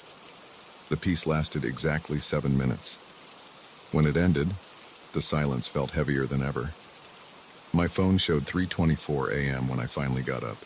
Each step down to the basement felt like moving through thick syrup. The air got colder as I descended. When I reached the bottom step, I noticed something different. The piano's lid was open. I approached slowly, flashlight beam steady on the dusty keys. No fingerprints, no disturbance in the dust. But as I leaned in closer, I saw something that made my stomach drop. One of the strings, thick with rust just yesterday, now gleamed like new in my flashlight beam. The next day, I called in sick to work and spent hours researching the house's history. County records showed nothing unusual. Mr. Harrison had bought the place in 1980, lived there quietly, and died in his sleep this past spring. No criminal records, no strange incidents. Just a normal elderly man in a normal suburban house. I found his obituary online. The photo showed a thin man with kind eyes and white hair, wearing a cardigan and sitting in what looked like a living room. Not my living room, but somewhere else. The article mentioned he was survived by 2 children and 5 grandchildren. It said nothing about music, but at the bottom there was a line that made me freeze. In lieu of flowers, the family requests donations be made to the Detroit Symphony Orchestra, where Mr. Harrison served as principal pianist for 30 years. That night, I set up my phone to record again. I sat in the basement, back against the cold concrete wall, waiting. The dust on the piano keys looked undisturbed in the beam of my flashlight. 3:16 a.m. My hands were sweating despite the basement's chill. 3:17 a.m. The first note made me jump even though I was expecting it. The sound didn't come from where I was looking. It seemed to come from inside the piano itself, as if the strings were vibrating without the hammers touching them.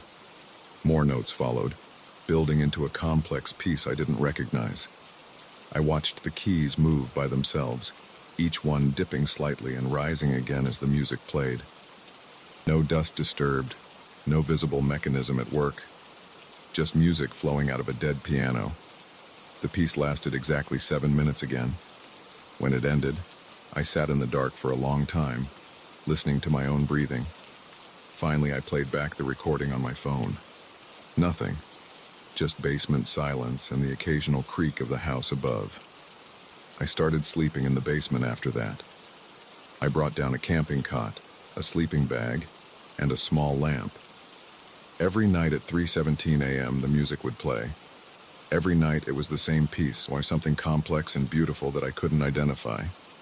Every morning I'd wake up to find another piano string cleaned of rust, gleaming like new in my flashlight beam. After a week of sleeping in the basement, I noticed the keys were starting to whiten, the old yellowed ivory slowly returning to its original color. The wood of the piano began to shine in places, as if someone was carefully, gradually restoring it inch by inch. I tried playing the piano during the day. The keys still made dull, thunking sounds, no music at all. But each night, it produced perfect, crystal-clear tones. I found Mr. Harrison's son's phone number through some online searching. When he answered, I could hear children playing in the background. "Yes, that was Dad's piano," he said when I asked. "He played it every single day for as long as I can remember. Even after he retired from the symphony, he'd practice for hours. Mom used to joke that he loved that piano more than her. Do you know why he wanted it left in the basement? A pause. He got sick near the end. Arthritis in his hands. Couldn't play anymore. It broke his heart. He had the piano moved to the basement because he couldn't bear to see it every day, knowing he'd never play it again. But he wouldn't sell it. Said it still had music in it. I didn't tell him about the nightly concerts. Instead, I asked, what time did he usually practice? Early morning, before anyone else was awake. He said that's when the music was clearest. Mom said he'd get up at 3-something most days. Crazy old man. He laughed softly. Why do you ask? I thanked him and hung up. That night I did something different. At 3:16 a.m. I sat down at the piano bench. The wood felt cold through my pajama pants. I placed my hands on the keys, feeling the smooth ivory under my fingertips. Some of the keys were still yellowed, but others had returned to a pristine white. 3:17 a.m. The music started, but this time I could feel it through my hands. Each key moved under my fingers, guiding them. I wasn't playing. Something else was moving my hands, pressing each key with precision and skill I didn't possess. The music flowed through me, using me as a conduit. 7 minutes later, when the piece ended, my hands were shaking. I looked down at the keys. Where my fingers had touched, the ivory was completely restored, white and perfect. 3 more strings gleamed like new in the darkness inside the piano.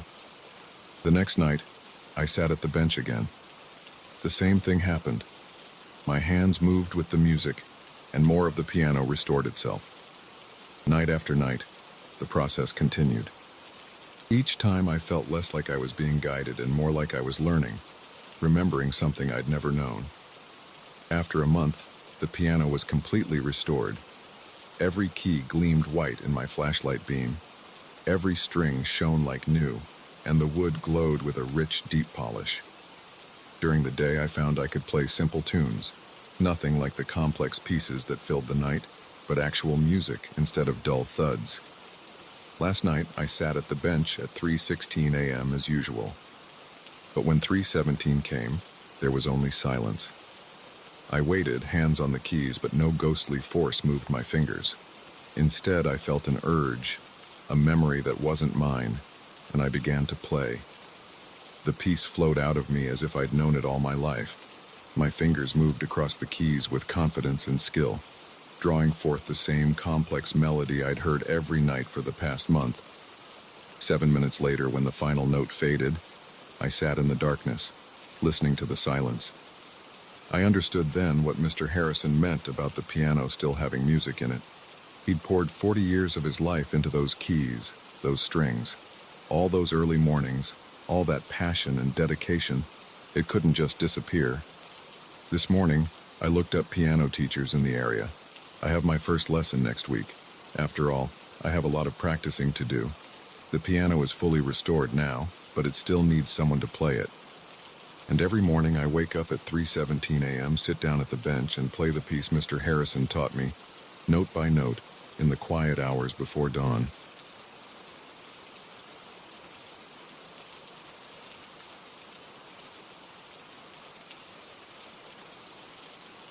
I didn't notice it the first night. Moving into a new place overwhelms your senses. The unfamiliar creaks, the different airflow, the way sound bounces off bare walls. But by the second night, there was no ignoring it. A thick, heavy smell that crept under my door around 3 a.m., like rotting meat left too long in a hot dumpster. I had just moved to Philadelphia from Chicago after my divorce. The apartment was all I could afford on short notice. A studio on the 5th floor of an old brick building in a neighborhood that had seen better days. The rent was cheap, and I needed cheap. The landlord, Mr. Peterson, had barely looked at my application before handing over the keys. "Just don't make noise after 10 p.m., he'd said, his eyes never meeting mine. That second night, the smell woke me from a dead sleep. My throat closed up and I gagged, stumbling to the window to gulp fresh air. The smell filled every corner of the small space, dense, organic, wrong. I checked the mini fridge, the garbage can under the sink. Nothing. By sunrise, it had disappeared completely, leaving me wondering if I'd imagined it. The next night, it came back stronger. I stuffed a towel under my door, but it seeped through anyway.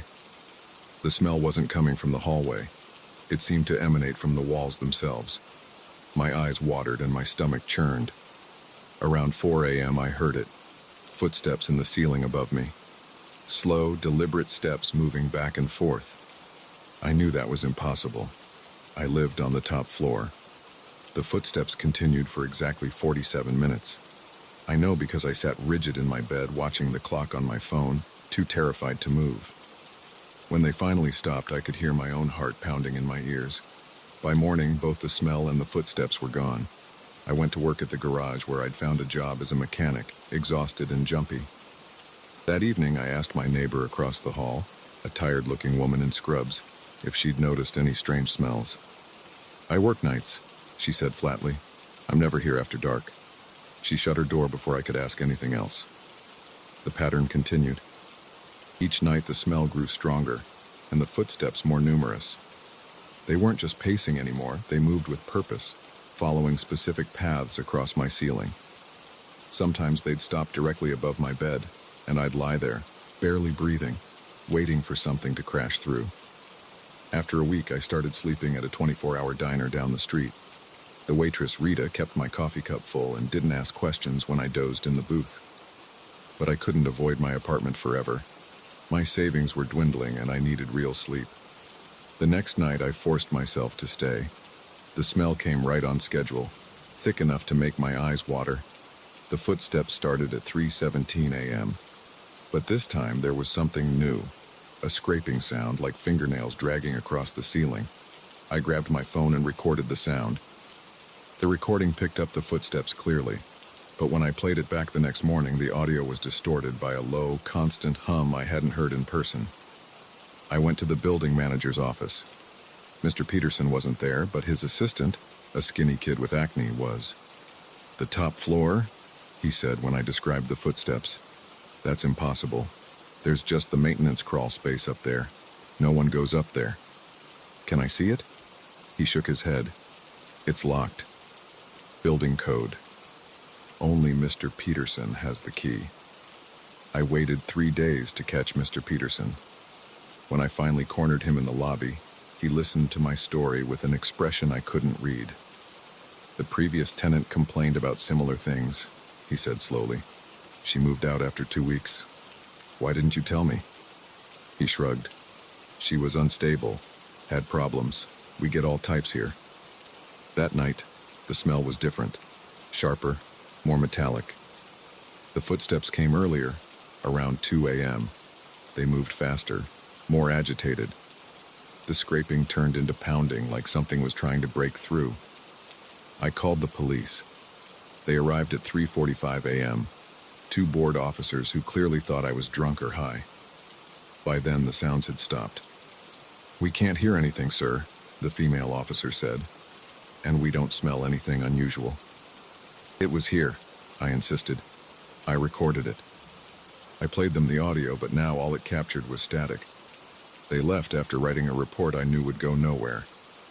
I sat on my bed until sunrise, jumping at every creak and settling of the old building. The next day, I went to the public library and researched the building's history. It was built in 1922, originally as a hotel. In 1956, it was converted to apartments. There were the usual stories of deaths over the years, elderly residents passing in their sleep, a suicide in 1978, a drug overdose in 1995. Nothing that explained what was happening. But then I found an article from 1987 about a maintenance worker who disappeared. The police suspected he'd stolen from several apartments and run off, but they never found him. His name was Gerald Morton, and he'd worked in the building for 23 years. That night, I waited. The smell came at 2:45 a.m., rot and copper and something else I couldn't identify. The footsteps followed at 3:02 a.m., directly above my bed. Then the scraping started, but it wasn't on the ceiling anymore. It was coming from inside the walls. I grabbed my flashlight and pressed my ear against the wall. The scraping moved downward, getting louder. Something was in there. moving through the space between the walls. The maintenance crawl space. It had to connect to the wall somehow. I ran to the hallway. The scraping was inside the hallway walls now, moving toward the maintenance door at the end of the corridor. My hands shook as I approached the door. It was locked, like the assistant had said, but the lock looked old. I ran back to my apartment and grabbed my tools. 5 minutes later, I was picking the lock with a tension wrench and rake pick I used for working on old cars. The lock clicked open. The smell hit me like a physical force. My eyes burned and I gagged, but I forced myself to shine the flashlight inside. A narrow ladder led up into darkness. The scraping sound echoed from above. I climbed. The crawl space was tight, barely 4 feet high. I had to crouch, moving my flashlight beam across decades of dust. There were pathways in the dust, like something had been walking up here. Recently, the beam caught something in the corner. A pile of cloth. No, work clothes. They were stained dark, and when I got closer, I saw the name tag. Gerald. The scraping sound came from behind me. I spun around. A figure crouched in the darkness. It wore what remained of a maintenance uniform, but the fabric was rotted and hung from a frame that was too long, too thin. Its hands ended in yellowed, curved nails that had grown into claws. The head turned toward me, but where the face should have been, there was only dark, leathery skin stretched tight over bone. I ran. I don't remember climbing down the ladder or running to my car. I drove until sunrise, until I was 2 states away. I never went back to the apartment. I left everything there. My clothes, my furniture, all of it. I called Mr. Peterson once, from a burner phone, and told him to keep my security deposit. I thought you'd last longer than the others, he said, and hung up. I live in Arizona now. My new apartment is on the first floor of a new building. There are no crawl spaces, no maintenance doors, no unexplained sounds in the night. But sometimes, when I wake up at 3 a.m., I swear I can smell something, just for a second, like rotting meat and copper and dust. I try to tell myself it's just my imagination, but I know what I saw in that crawl space. And I know that somewhere in Philadelphia, in an old brick building with too many empty apartments, something is still walking across the ceiling every night, scraping at the walls, waiting for the next tenant who needs a cheap place to live. I know because I check the building's rental listings every few months. The turnover is constant. No one stays more than a few weeks, and the rent keeps getting cheaper.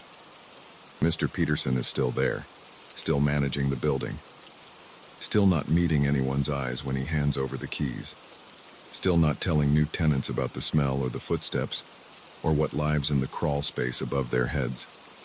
Sometimes I think about calling the police, or a newspaper, or someone who might investigate. But what would I say? That a maintenance man who disappeared in 1987 never left the building? That he's still up there, changed into something that isn't human anymore?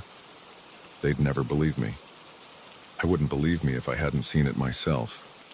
So I stay in Arizona, in my first-floor apartment with its new walls and bright lights. I keep my tools nearby just in case. And every night at 3 a.m. I lie awake and listen, making sure the only footsteps I hear are from the living tenants above me. But sometimes in my dreams I'm back in that crawl space. The beam of my flashlight catches movement in the corner. Something turns to look at me with a face that isn't a face. And just before I wake up screaming, I hear the scraping of long nails on the inside of the walls, getting closer and closer, following me even here. I wake up covered in sweat, gasping for air. I check the walls, the ceiling, under the door. Everything is normal, everything is fine, but I know the truth. In that old building in Philadelphia, something is still walking across the ceiling every night, still scraping at the walls, still waiting, and the rent keeps getting cheaper.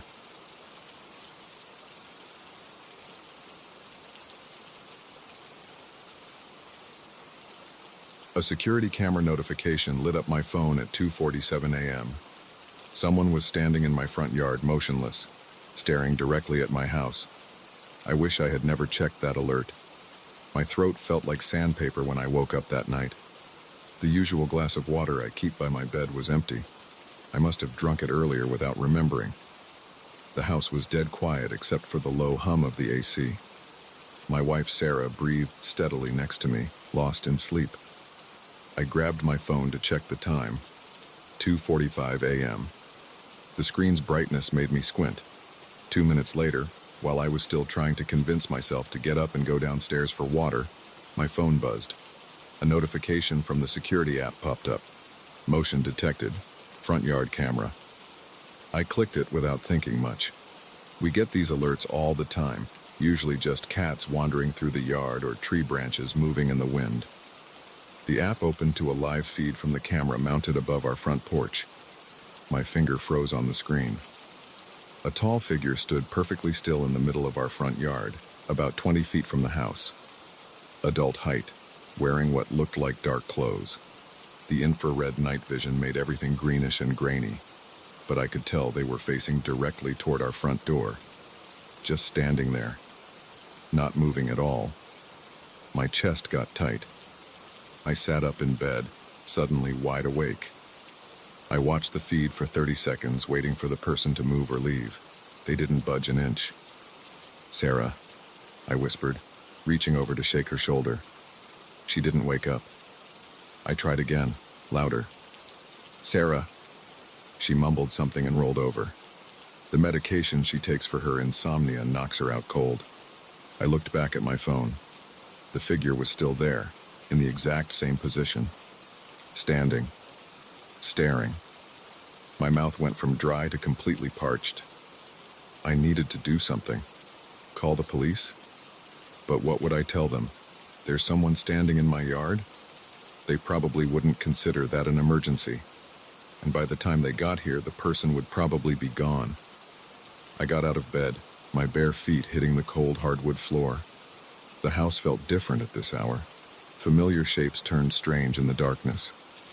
I went to our bedroom window, which overlooks the front yard. The streetlight on the corner cast an orange glow over everything. I could see our yard clearly. No one was there. I checked my phone again. The figure was still visible on the camera feed, standing in the exact same spot. But when I looked out the window, nothing. Just empty yard, still and quiet under the streetlight. My hand shook as I switched between the window view and my phone screen. How was this possible? The camera showed someone right there, plain as day, but I couldn't see anyone with my own eyes. I had to check. I had to know what was going on. I pulled on a pair of sweatpants and grabbed the baseball bat we keep in the closet. The smooth wood felt reassuring in my grip. Our bedroom is on the second floor. I crept down the stairs, stepping over the third step from the bottom that always creaks. The first floor was dark except for the dim blue light from our router in the living room. I went to the front door and looked through the peephole. The yard looked empty, just like from the window. I pulled out my phone again. The figure was still there on the camera feed, standing in the exact same position. My heart pounded against my ribs. I flipped on the porch light. The sudden brightness made me blink. Through the peephole, I could see our entire front yard illuminated. Still empty. My palms were sweating on the baseball bat. I unlocked the deadbolt as quietly as possible, then the doorknob. The door opened with a soft click. Cool night air hit my face.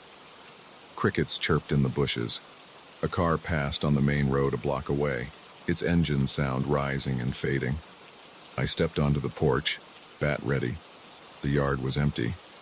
I walked to the exact spot where the figure appeared to be standing in the camera feed. The grass was dry and crisp under my feet. Nothing looked disturbed. No footprints, no flattened areas, nothing. I checked my phone again. The figure was there, supposedly right where I was standing, but there was nothing. I waved my hand through the air in front of me. Nothing. The back of my neck prickled. I spun around to look at the house. The porch light cast my shadow long across the lawn. The security camera was just visible, mounted under the eaves above the porch. Its small red light blinked steadily. I walked back to the porch and looked up at the camera. Everything seemed normal. No obvious signs of tampering. I opened the security app again and my stomach dropped. The figure was gone. I scrolled back through the footage. The figure appeared at exactly 2:47 a.m. standing motionless. At 3:12 a.m., about 30 seconds ago, it simply vanished. No walking away, no blur of movement. There one frame, gone the next. My hands were shaking so bad I almost dropped my phone. I went back inside, locked the door, and double-checked all the first-floor windows. Everything was secure. I didn't sleep the rest of that night. I sat in the living room with all the lights on, baseball bat across my lap, watching the security feed. Nothing else appeared. The next morning, I checked the camera thoroughly. No signs of hacking or tampering. The footage was still there. A dark figure standing motionless in my yard for exactly 25 minutes, then vanishing into thin air. I didn't tell Sarah. What would I say? That our security camera caught a ghost? That I was losing my mind? I deleted the footage and tried to forget about it. But every night since then, I wake up around 2:45 a.m. I check the camera feed with my heart in my throat, dreading what I might see. So far, nothing has appeared, but I know it's only a matter of time. Tonight, my phone just buzzed with a motion alert. It's 2:47 a.m. My hands are shaking as I open the app. The figure is back, standing in the exact same spot, but this time its head is turned. It's looking directly at the camera, and it's smiling.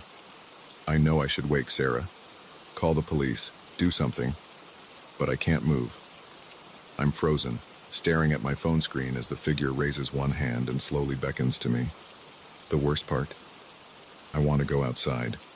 Some deep, primal part of me wants to walk out there, to find out what happens when I reach that spot in the yard. My legs are tensing, ready to carry me downstairs. I force myself to stay in bed. Minutes tick by. The figure keeps beckoning, that awful smile fixed on its face. I can't look away. The screen suddenly goes black. When it comes back on a second later, the figure is gone. But something is different.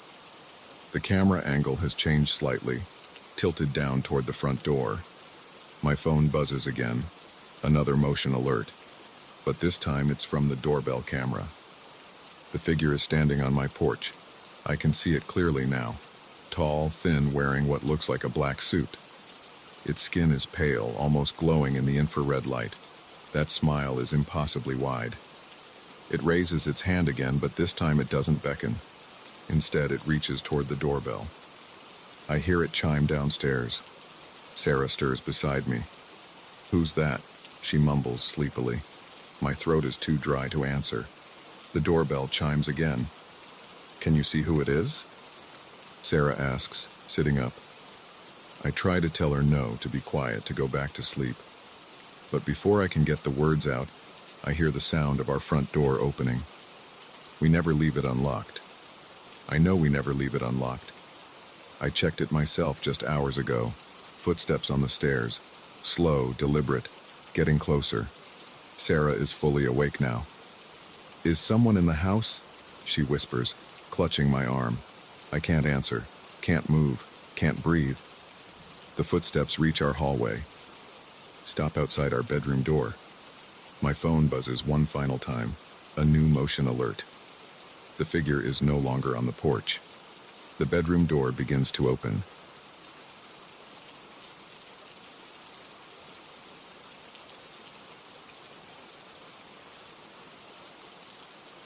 The first letter fell out of a cardboard box when I was clearing the attic of my newly rented house in Burlington, Vermont. It hit the wooden floorboards with a soft tap, landing face up. My name was written on the envelope in neat black handwriting, to James Wheeler. I picked it up. The paper felt old and brittle between my fingers. The postmark showed a date from 1992, exactly 30 years ago. I tore it open and pulled out a single sheet of paper. The first line made my hands shake. "Dear James, by the time you read this in 2022, you'll have just moved into 47 Maple Street after your divorce from Sarah." I sat down hard on a dusty wooden chest. Sarah and I had finalized our divorce 3 months ago. I'd only signed the lease on this house last week. Nobody could have known I'd be here. The letter continued. "You're probably sitting on the old chest right now, trying to make sense of this. Don't worry. There are more letters. Each one will explain something about your life that I shouldn't be able to know. I wrote these decades ago, but they're all for you, James. For right now. For today. My throat felt dry. I dug through the box where I'd found the first letter. There were 12 more envelopes, each addressed to me, each postmarked from different dates in the past. I spread them out on the attic floor, dust swirling in the weak light from the single window. The second letter was postmarked 1995. Inside, it described my college years at UVM, including details nobody else could know. Like the night I snuck onto the roof of Williams Hall with Jenny Parker and almost got caught by campus security. I'd never told anyone about that. My hands trembled as I opened the third letter from 1998. It described my first job at Burlington Software, including the exact words my boss said when he hired me. "You seem like a straight shooter, James. We need more of those around here." I'd forgotten that line until reading it now. The fourth letter knew about the camping trip where I met Sarah. It described the red tent I borrowed from my cousin, the thunderstorm that forced us to huddle together for warmth, even the stupid joke I told about bears that made her laugh despite being soaking wet and cold. Letter after letter contained impossible knowledge of my life. My promotion in 2008. The day I found out Sarah was pregnant, and the miscarriage 3 months later that nearly broke us. The slow drift apart over the next decade. The final fight about the dishes that wasn't really about dishes at all. I checked the handwriting against samples from my parents, siblings, friends. No matches. I called the post office about the postmarks. They were real. These letters had actually been processed and delivered decades ago, somehow waiting here for me to find them. The ninth letter described what I was wearing right now. Faded jeans and my old Red Sox t-shirt with the coffee stain on the sleeve. It knew I'd skipped breakfast this morning. Knew I'd been sitting in this attic for 2 hours now, reading. My phone buzzed. A text from my sister. "Hey, you okay? Been trying to call." The 10th letter. "You just got a text from Claire. You won't answer it yet because you're too absorbed in these letters. She's worried because you missed lunch with her and the kids." Shit. I had forgotten about lunch with my nieces. I checked the time. 2:47 p.m. Letter 11. "It's 2:47 p.m. You just realized you stood Claire up for lunch. Don't worry. She'll understand when you explain." But you won't explain, will you? How could you tell anyone about finding these letters?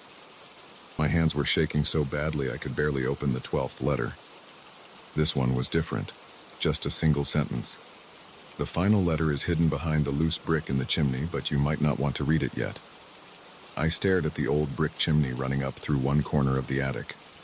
One brick near eye level was slightly discolored. When I pressed it, it moved.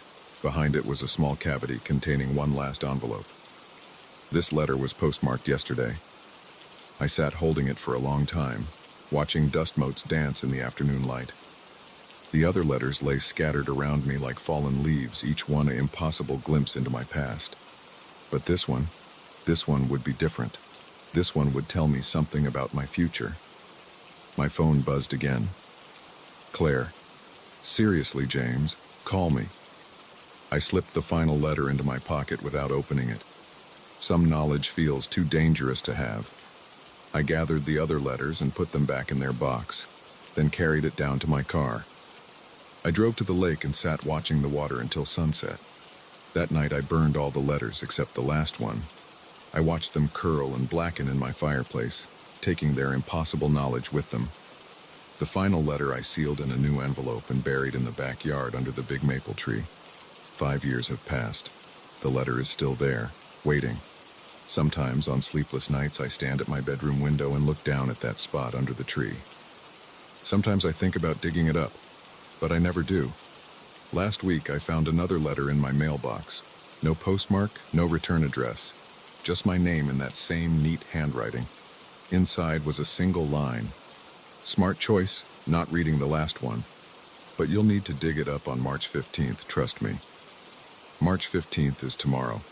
I'm writing this all down now because I need someone to know what happened, even if I never show it to anyone. The original letters are ashes now, but their words are burned into my memory. Each one knew things about my life that no one could have known. Each one was waiting for me in that attic, some for decades, perfectly preserved until the moment I found them. Who wrote them? How did they know? These questions keep me awake at night. I've spent countless hours researching time travel theories, investigating the house's previous owners, even consulting physics professors at UVM. No answers make sense. The only person who might be able to explain is whoever wrote that last letter, the one still buried under my maple tree. In less than 24 hours, I'm supposed to dig it up. Will I do it? The rational part of my brain says no. Leave the past and the future buried where they belong. But another part of me needs to know. That part remembers the precision of those other letters, the weight of their impossible knowledge. My shovel is leaning against the back porch. The forecast calls for rain tomorrow. My hands are already shaking when I think about breaking that soil, about opening that muddy envelope. The hardest part is knowing that somewhere out there, someone already knows what I'll choose. They knew 30 years ago when they wrote these letters. They knew 5 years ago when they watched me bury that last envelope. They know now as I sit here writing this. They know what happens next. Maybe you do too. Maybe you're reading this years from now, already knowing how this story ends. Maybe you're me, looking back on this moment, remembering the choice I'm about to make. If you are, if I am, then you know why I'm reaching for that shovel now. You know why I'm walking out to the maple tree in the dark. You know why I can't wait until morning. The soil is soft from yesterday's rain. The shovel cuts deep. 3 feet down, my fingers touch something hard. Not the envelope, but a small metal box. Inside is another letter dated tomorrow. I knew you wouldn't wait until morning. The real final letter is in your bedroom. It always has been. Look behind the mirror. I'm there now. The mirror is heavy, mounted firmly to the wall. But when I run my fingers along the edges, I feel something. A seam that shouldn't be there. A hidden compartment. Inside is an envelope. The paper is crisp and new. No postmark. Just my name in handwriting I finally recognize. It's mine. I'm holding it now. This letter I apparently wrote to myself. The room is dark except for my desk lamp. Outside, the maple tree stands silent, its branches throwing shadows on my half-dug hole in the yard. Do I open it? Do I want to know what I needed to tell myself so badly that I engineered this decades-long mystery? What could be so important that it required such an elaborate plan? The envelope feels light, just one page inside. My hands aren't shaking anymore. Sometimes knowledge feels too dangerous to have, but sometimes not knowing is even more dangerous. I'm breaking the seal now. The letter contains 10 words. Don't read this letter. Writing it was enough. You understand now. And I do. I understand everything. The letters were never about their content. They were about proving something was possible. They were a message to myself encoded in the very fact of their existence. I take out a fresh sheet of paper. My hand moves across it, writing the words I remember reading 30 years ago in that first letter I found in the attic. Dear James, by the time you read this in 2022, I have a lot of letters to write, and a very specific set of dates to mail them on, and a house on Maple Street to make sure stays empty until exactly the right moment. The hardest part will be waiting. But I already know I succeed. After all, I remember reading these letters. Time isn't what we think it is. Neither is cause and effect. Neither is memory. I fold the first letter carefully and seal it in an envelope. Tomorrow I'll mail it, postmarked 1992. Then I'll write the next one and the next. 12 letters in total, plus the fake final letter to bury under the maple tree, plus the one behind the mirror. Everything has to be perfect. Everything has to happen exactly as I remember it happening. Because somewhere out there I'm about to rent a house on Maple Street. Somewhere out there I'm about to find a letter with my name on it. And I need to make sure I find it.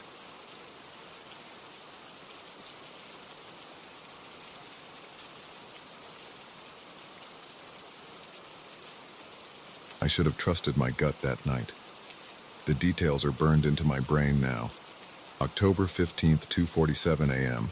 according to the green numbers glowing on my dashboard. I was driving back from a late client meeting in Springfield, taking the back roads to avoid highway construction. My gas gauge had been hovering near empty for the last 20 minutes. The Shell station appeared like a floating island of fluorescent light in the darkness. No other cars in sight. Just endless fields of corn stubble stretching into blackness on both sides of the road. The pump's digital display flickered as I pulled up, numbers resetting to 0. I got out, swiped my card, and started pumping. The cold made my breath visible in small clouds. That's when I heard footsteps on the cracked concrete behind me. "Evening," a man's voice said. I turned. He was tall, maybe 6'2", wearing a dark green canvas jacket and jeans. Something seemed off about his face, but in the harsh overhead lights I couldn't quite tell what it was. He kept his head slightly down, hands in his pockets. "Any chance you're heading toward Millbrook?" he asked. His voice had an odd flatness to it. My car broke down a few miles back. My destination was actually Millbrook, but something in my gut screamed danger. "Sorry," I lied. "I'm going the other direction, toward Riverside." He didn't respond right away. Just stood there, perfectly still. Then he nodded once and walked away, disappearing into the darkness beyond the station's light. The pump clicked off at $47.32. I hung it up quickly, got back in my car, and locked the doors. My hands were shaking slightly as I turned the key.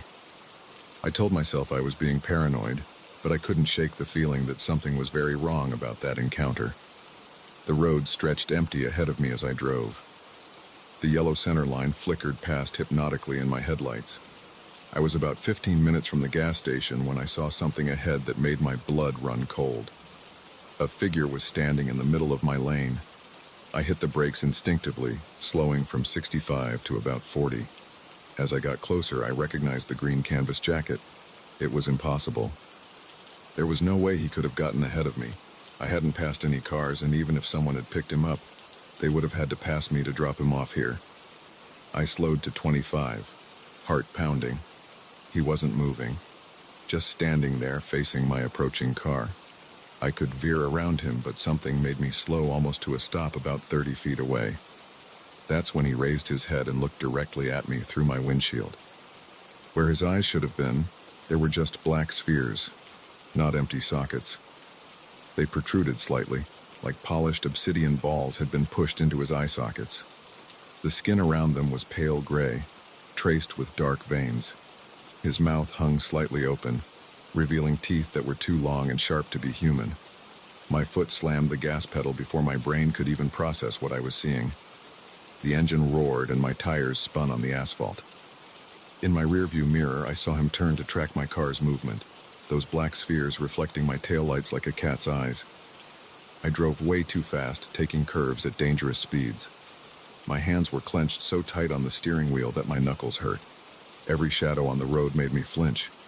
I kept checking my mirrors, expecting to see him somehow behind me or in my back seat. After about 5 minutes of blind panic, I forced myself to slow down. I needed to think clearly. I pulled over and grabbed my phone. No signal, typical for these back roads. My hands were shaking so badly I could barely hold it. That's when I heard tapping on my passenger window. He was standing there, right outside my car. Those black spheres stared in at me. His mouth stretched into something that might have been trying to be a smile, but looked more like a wound opening.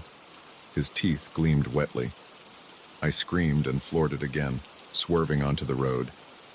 In my mirror, I saw him standing in the spot where my car had been, watching me drive away. The next curve came up too fast. I felt my tires losing grip. The world spun as my car left the road. There was a horrible crunching sound. The airbag exploded in my face and everything went black. I woke up to flashing lights and voices. My car was wrapped around a tree about 20 feet off the road. According to the paramedics, a passing truck driver had seen my taillights in the field and called it in. They said I was lucky, just a mild concussion and some bruised ribs. The police asked what had made me drive off the road. I told them about the man at the gas station and seeing him on the road later. They took notes and said they'd check it out, but I could tell they thought I was either drunk or had fallen asleep at the wheel. The next day I went back to that Shell station with a police officer. The attendant working the night before said no one matching that description had been there. They checked the security cameras. The footage showed me pulling up, pumping gas, and driving away. No sign of anyone approaching me or any other people at all. But I know what I saw. Sometimes I still dream about those black spheres staring in at me through my car window. I don't drive those back roads at night anymore. I don't stop at rural gas stations after dark, and I never ever pick up hitchhikers. Last week I was in a convenience store in town and saw a missing persons flyer. The photo showed a man in his mid-30s, last seen 3 months ago walking along Highway 43 at night after his car broke down. He was wearing a green canvas jacket. I stared at that photo for a long time. The man in it had normal brown eyes. I wonder how many other drivers have seen him standing in the road at night, those eyes now replaced with black spheres. I wonder how many have stopped to help him. Sometimes when I'm lying awake at night, I think about what might have happened if I'd given him a ride from that gas station. I still drive past that stretch of road sometimes during the day. There's a new mile marker there now, mile marker 43. Sometimes I slow down as I pass it, and I swear I can see something moving in the cornfields. Something tall, wearing a green canvas jacket. But I never stop to look closer, and I never drive that road at night. The police never found any trace of the man in the missing persons photo. The case is still open. Sometimes I think about going to them, telling them everything I saw, but I know how it would sound, and part of me is afraid that if I start talking about it, I'll see him again. Not just in my nightmares, but standing outside my house at night, those black spheres staring in through my windows. So I keep quiet. I take the highway now, even when there's construction. I keep my gas tank full. And every time I pass mile marker 43, I press the accelerator a little harder and don't look at the cornfields. But I know he's out there, standing in the dark, waiting for someone else to stop at that gas station late at night. Someone who might be kind enough to offer a ride to a stranger. If you're ever driving those back roads at night and you see a man in a green canvas jacket asking for help, don't stop, don't slow down, and whatever you do, don't look at his eyes, because once you see those black spheres, you'll never forget them, and I'm not sure he'll let you see them twice. The missing persons flyer is still up in that convenience store. Every time I see it, I think about taking it down, but I leave it there as a warning, even though nobody else will understand. The photo shows a normal man with normal eyes smiling at the camera. But I know what he looks like now. And sometimes late at night when I can't sleep, I wonder, how many other missing persons posters show people who are still out there, walking the dark roads with black spheres where their eyes used to be. I don't drive at night anymore if I can help it. But if you do, watch out for mile marker 43. And if you see someone standing in the road wearing a green canvas jacket, don't stop. Just drive. Drive as fast as you can. And pray he doesn't appear at your window. Because I'm starting to think that whatever is wearing that green canvas jacket now isn't the man from the missing persons poster anymore. And I don't want to find out what it really is. The police closed their investigation last month, filed it away with all the other unsolved disappearances. But I know he's still out there, standing in the dark, waiting, and those black spheres are watching, always watching.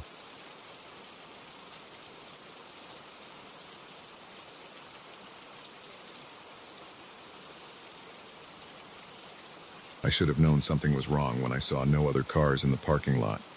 But after 14 hours on the road, my mind wasn't working right. I just needed food, coffee, and a break from the endless highway stretching between Phoenix and Dallas.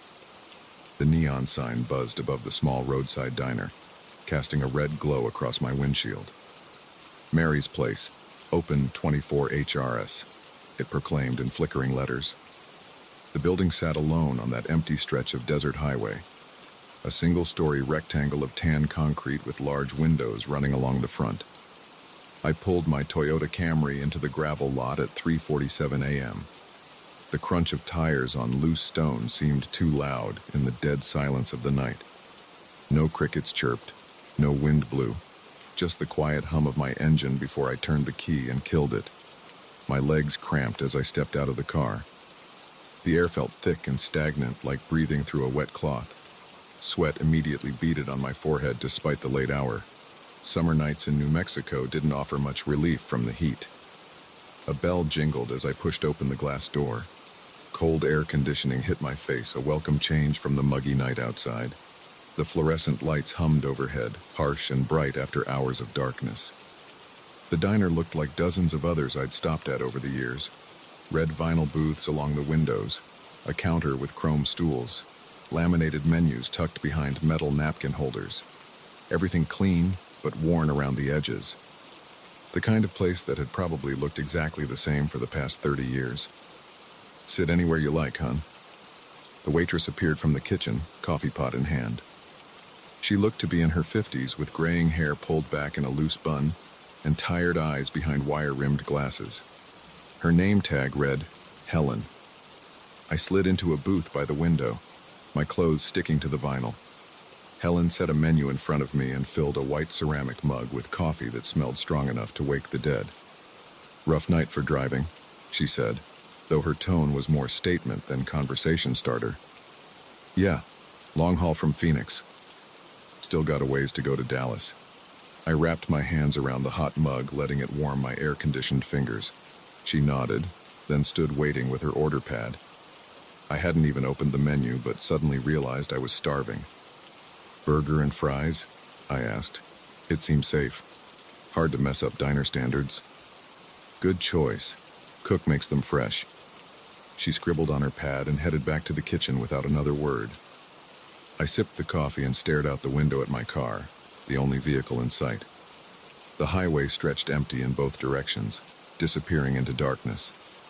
The coffee tasted bitter, but did its job, clearing some of the road fog from my head. The silence started to get to me. No music played, no dishes clattered in the kitchen. Even Helen's footsteps seemed muffled as she moved around behind the counter. I couldn't shake the feeling that something felt off, but chalked it up to exhaustion and too many hours alone on the road. My food arrived quickly, almost too quickly for a fresh-cooked burger. But it looked good. Thick patty on a toasted bun, crispy fries piled high beside it. Helen refilled my coffee without asking and disappeared again. The first bite of burger surprised me. It was perfect. Juicy, seasoned just right, with fresh lettuce and tomato. The fries were hot and crispy, exactly how I liked them. I hadn't expected food this good from a middle-of-nowhere diner at 4 a.m. I ate quickly, hunger overriding any desire to savor the meal. The whole time, that nagging feeling of wrongness grew stronger. Why was I the only customer? Where were the truckers that usually filled these kinds of places in the dead of night? Why didn't I hear any kitchen sounds while they cooked my food? Helen appeared with the check just as I finished the last fry. $12.75, she said, setting the slip of paper on the table. I pulled out my wallet and handed her a 20. Keep the change. This was great. I'm going to have to remember to stop here whenever I make this drive. She paused, hand halfway to taking the bill. A strange expression crossed her face. Not quite sad, not quite worried. We might not be here when you come back through. The way she said it sent a chill down my spine despite the warm food in my stomach. What do you mean, are you closing down? Something like that. She took the money and walked away before I could ask anything else. I sat there for a moment, trying to make sense of her words and that weird look on her face. The fluorescent lights flickered overhead just once, but enough to make me decide it was time to go. Thanks again, I called out as I headed for the door. No response came. I glanced back but didn't see Helen anywhere. The bell jingled as I stepped outside.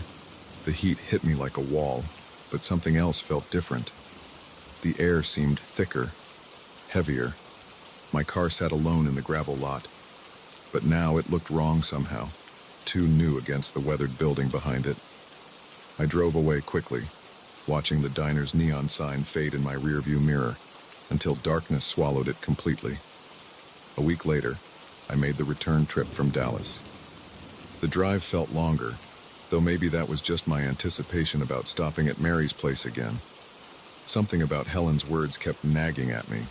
I wanted to prove to myself that I was being ridiculous, that it was just a normal diner, and I'd just been too tired to see it clearly. I timed my drive to hit that stretch of highway around the same time, just before 4 a.m. The night felt different, cooler, with a breeze stirring up dust devils along the roadside. I watched the mile markers tick by, knowing I was getting close. The diner should have appeared around the next bend. I slowed down, not wanting to miss it in the dark. But when my headlights swept across the spot where it should have been, my blood ran cold. I hit the brakes hard enough to smell burning rubber. My car skidded to a stop on the shoulder, throwing up gravel. For a long moment, I just sat there, engine idling, staring at what remained of Mary's place. The building stood dark and empty, a hollow shell against the star-filled sky. Boards covered the windows. The neon sign hung broken and rust-stained, letters long dark. Weeds grew through cracks in the concrete pad where I'd parked just a week ago. This wasn't a recently closed business. This was a place that had been abandoned for years, maybe decades. I got out of the car, legs shaking. The beam of my flashlight revealed more details I didn't want to see. The door hung crooked on its hinges. Desert plants grew through the gravel lot, now more dirt than stone. The paint had faded and peeled until the walls were barely more than bare concrete. Moving slowly, I approached the building. Part of me screamed to get back in the car and drive away fast, but I had to know. I peered through a gap in the boards covering the windows.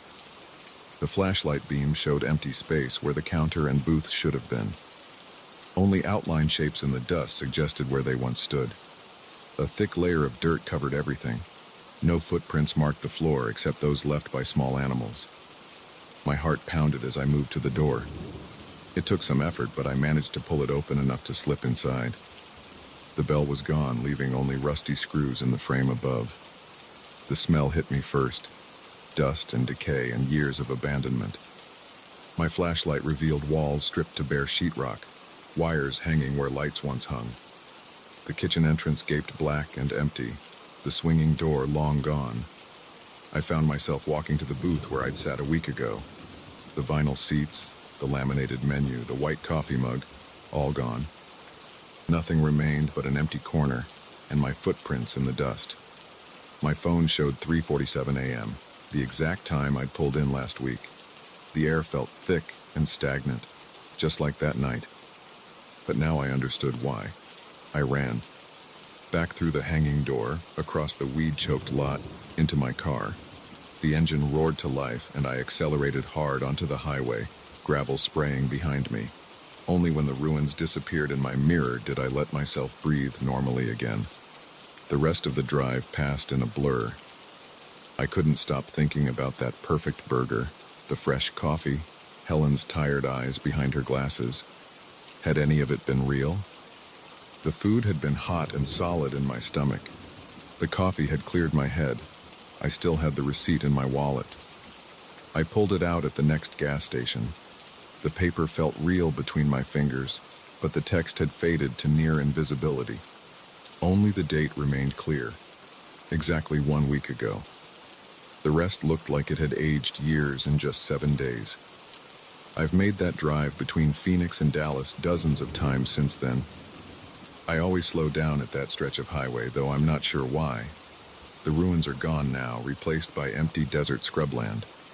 Sometimes in the dark, I think I see a flicker of neon in the distance, but it's never there when I get closer. I've searched newspaper archives and local history records trying to find any mention of Mary's place or what happened there. The closest I've come is a brief article from 1987 about a diner that burned down in that area. The only fatalities were the night cook and a waitress named Helen Martin. I still have that receipt.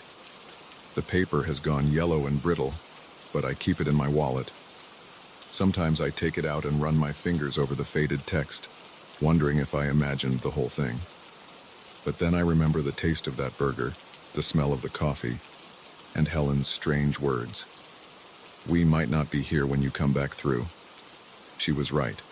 They weren't there when I came back. Maybe they hadn't been there for a very long time. These days I don't stop at isolated diners in the middle of the night anymore. I pack snacks and thermoses of coffee for long drives. And if I do have to stop somewhere after dark, I make sure there are other cars in the parking lot, other customers inside, signs of life and movement in the normal flow of time. Because sometimes, in the dead hours of the night, places can exist that shouldn't. Sometimes the line between what's real and what's gone gets thin enough to cross. And sometimes, if you're not careful, you might find yourself being served the best burger of your life by someone who died 30 years ago. I don't know if Helen and the cook know they're dead.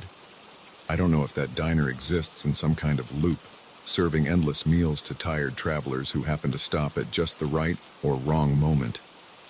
I don't know if I actually experienced what I think I did, or if 14 hours of driving just broke my brain for a while. But I do know this. If you're driving alone late at night and you see a diner standing alone in the darkness, check the parking lot first. If yours would be the only car there, keep driving. The coffee might be good, the burger might be perfect, but some meals come with a side of questions you don't want answered. And if you do stop, and everything seems just a little too quiet, pay attention to what the waitress says when you leave. She might be trying to tell you something important about the nature of where and when you really are. I haven't driven that stretch of highway at night since my last visit to the ruins. These days I time my trips to pass through there in broad daylight. But sometimes when I'm driving late on other roads and I see a lonely diner's neon cutting through the darkness, I wonder about Helen and that perfect burger and the receipt that aged 30 years in a week. And I keep driving.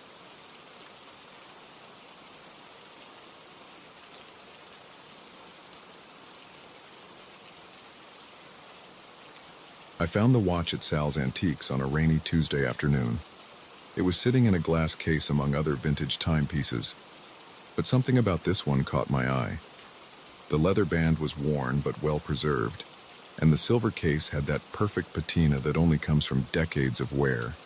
The face was simple, Roman numerals, delicate hands, and a small window showing the date. The price tag read $75, which seemed reasonable for a piece that looked like it was from the 1950s. "Nice choice," Sal said when I pointed to it. "Swiss made. Previous owner brought it in last month, said it kept perfect time."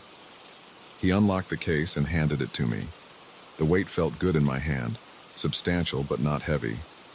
When I turned it over, I saw an inscription, "Time reveals all, 1952.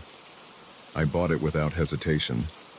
I'd been looking for a vintage watch for a while, something different from all the smartwatches and digital displays everyone wore these days. This one had character. The first few days were perfectly normal. The watch kept excellent time, and I got several compliments at work. I liked the soft ticking sound it made, not loud enough to be annoying, just enough to remind me it was there. I even started taking off my Apple Watch, preferring the classic look of my new purchase. Then, exactly 1 week after I bought it, I woke up at 2 a.m. to find the watch had stopped. The hands were frozen at 2 hours exactly. I figured the spring needed winding, so I adjusted the crown and set it to the correct time. No big deal. But the next night, the same thing happened. 2 a.m. stopped dead. This time I was awake when it happened. I'd been working late on a project. I actually heard the ticking stop. I wound it again, slightly annoyed but not too concerned. Old watches can be temperamental.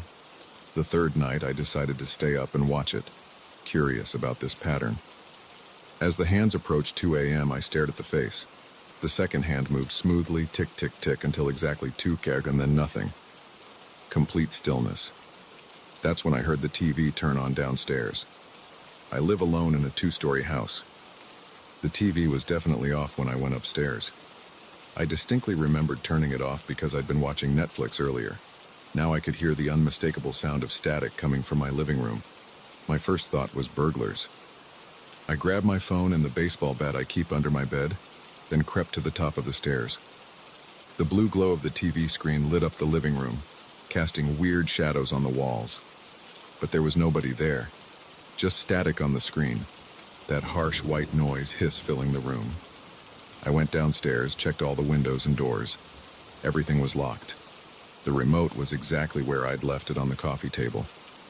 I turned off the TV, double-checked all the locks again, and went back upstairs.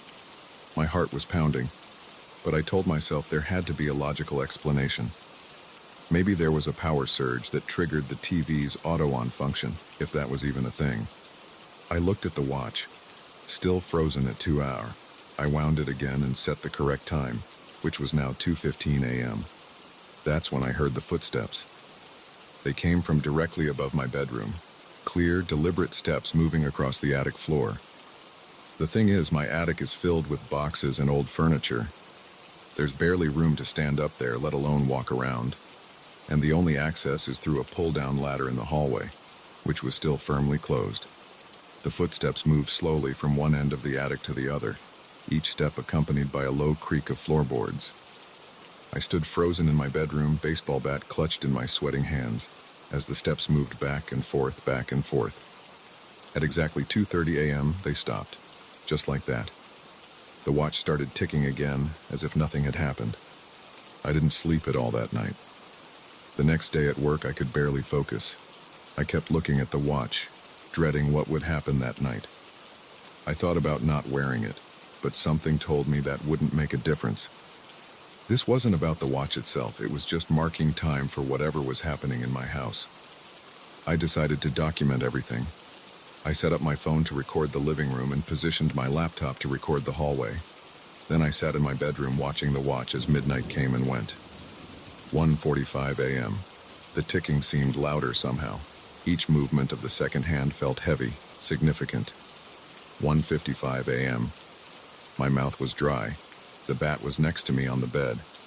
1:59 a.m. I could feel my pulse in my throat. 2 a.m. The ticking stopped. Right on cue, I heard the TV. But this time there was something else. A voice coming through the static. I couldn't make out the words, but it was definitely speaking. The sound made my skin crawl. I checked my phone's live feed. The TV was on, showing static, but something dark moved across the screen. Not a person, more like a shadow, but three-dimensional. It shifted and flowed like smoke, but seemed to have mass. The footsteps started in the attic, but they were different this time. Faster, more aggressive. The whole ceiling seemed to shake with each step. Then I heard another sound, dragging, like something heavy being pulled across the floor. My phone's screen went black. The laptop feed followed a second later. The temperature in my bedroom dropped so fast I could see my breath. The footsteps moved to the stairs. Not the attic stairs, the main stairs leading up to the second floor. Each step creaked under invisible weight. Thud, creak, thud, creak. Getting closer. I sat paralyzed on my bed, gripping the baseball bat so hard my knuckles were white. The footsteps reached the top of the stairs. They moved down the hallway, steady and deliberate, getting closer to my bedroom. They stopped right outside my door. The handle started to turn. I wanted to scream, but couldn't make a sound. The door opened slowly, the hinges groaning. The hallway was pitch black, but the darkness in the doorway seemed different, deeper, almost solid. The temperature dropped even further. The shadow moved into my room. It had no definite shape, but I could feel it looking at me. The air felt thick, like trying to breathe underwater. My chest tightened. The shadow drifted closer. I swung the bat. It passed right through the darkness, but the shadow recoiled. The temperature rose a few degrees. Encouraged, I swung again, shouting wordlessly. The shadow retreated to the doorway. Then I heard a voice, not from the TV this time, but right there in my room. It was barely a whisper, but I heard it clearly. Not yet. The shadow disappeared. The TV turned off downstairs. The temperature returned to normal. I looked at the watch. 2:30 a.m. exactly. It started ticking again. I spent the next day researching the watch. I went back to Sal's Antiques, but Sal claimed he couldn't remember who sold it to him. I searched online for similar models, for stories about haunted watches, for anything that might explain what was happening. Finally, buried in a local history forum, I found something. A post from 3 years ago mentioned a Charles Weathers who died in 1952, the year inscribed on my watch. He had been a watchmaker in town, known for his custom pieces. According to the Post, he died in his sleep at 2:30 a.m. after a break-in at his shop. Nothing was stolen except one watch he'd just finished making. The next part made my blood run cold. Weathers had been working on a special commission, a watch that would help the owner see beyond the veil at the hour of his death. The client was never identified. I thought about throwing the watch away, but something told me that wouldn't solve the problem. Whatever was happening, the watch was just a conduit. It was marking time for something that was already there, waiting. That night I was ready. I'd drawn crosses on all the doors and windows with blessed chalk from a local church. Salt lines crossed every threshold. I had every light in the house on and religious symbols from half a dozen faiths scattered around my room. 2 a.m. came. The watch stopped. Nothing happened. No TV, no footsteps, no temperature drop. For a moment I thought it was over. Then I heard something new. The sound of gears turning, lots of them, like being inside a massive clock. It seemed to come from everywhere at once. The walls vibrated with it. Pictures fell from the walls. The salt lines rippled as if in a wind that I couldn't feel. The shadow appeared in the center of my room, bypassing all my defenses. But this time it had a shape, the vague outline of a man in old-fashioned clothes. As I watched, frozen, it became more defined. I could make out features. A lined face, wire-rimmed glasses, a watchmaker's loop in one eye. Charles Weathers looked exactly like his picture in the forum post.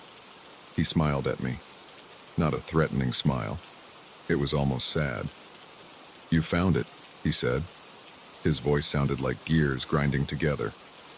"I've been waiting for someone to find it." "The watch?" I managed to ask. He nodded. "My last piece. My masterpiece. Do you know what time really is?" I shook my head. "Time is a door," he said, "and at certain moments it opens. 2 a.m. to 2:30 a.m. That's when the gears of reality grind the slowest. When the space between ticks is wide enough to slip through. What do you want?" "Want?" He seemed surprised by the question. "I don't want anything. The watch does what it was made to do. It shows what's always there, just hidden behind the seconds and minutes. The things that live in the spaces between moments." The grinding sound got louder. Weathers looked at my watch. "Almost time," he said. "For what?" "For you to choose. Keep wearing the watch, and you'll learn to see more, or give it back and return to your safe, solid time." "Give it back to who?" "To me, of course." He held out his hand. The grinding was so loud now I could barely hear myself think. I looked at the watch. It was still frozen at 2 so, but somehow I knew exactly how much time I had left to decide. The second hand trembled slightly, like it was fighting to move. I thought about the past few nights, the terror and confusion, but I also thought about what Weathers had said, about seeing what was hidden behind the moments, about the spaces between ticks where impossible things lived. The grinding reached a crescendo. My ears popped. Weathers waited patiently, hand extended. I made my choice. I kept the watch. Weathers smiled again, wider this time. "Welcome to real time," he said, and vanished. The watch started ticking again. 2:30 a.m. That was 6 months ago. The TV still turns on every night at 2 a.m. The footsteps still cross my attic. The shadow, Weathers, still visits. But I'm not afraid anymore. He was right about the spaces between moments. I've learned to see things in those 30 minutes that I never imagined could exist. Sometimes, on particularly quiet nights, I sit in my living room and watch the static on the TV. Voices come through sometimes, speaking in languages that don't exist at any other hour. Shapes move through my house, going about business I can't comprehend. The watch stops, but time, real time, flows strangely in those moments. I've started taking notes, drawing sketches of what I see, writing down the impossible words I hear. Weathers appears sometimes to look over my shoulder, nodding approvingly. The watch still sits on my wrist, marking time as it always has. But now I know that time isn't what we think it is. It's not a straight line or even a circle. It's more like a gear, full of teeth and spaces, gaps where something else can slip through. And every night at 2 a.m. for 30 minutes, I get to see what lives in those gaps. The watch stops, but everything else comes alive. I check the time as I write this. 1:59 a.m. The second hand moves steadily toward the top of the dial. I can already feel the air getting heavier, the space between ticks stretching out like taffy. Time for another night of real time. Tick, tick, stop.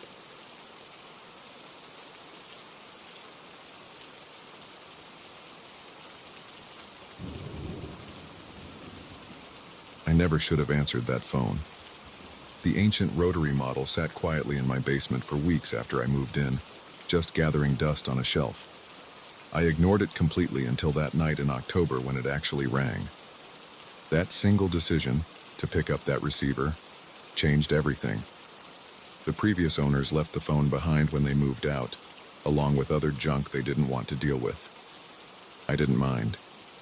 Moving into this old house in rural Massachusetts was already expensive enough, and clearing out their abandoned stuff wasn't high on my priority list.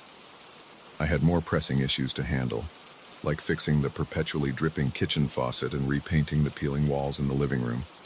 I work from home as a software developer, so I spend most of my time upstairs in my makeshift office. The basement was just storage space as far as I was concerned. I only went down there occasionally to do laundry or grab tools. The phone sat on a wooden shelf next to some rusty garden implements and moldy cardboard boxes.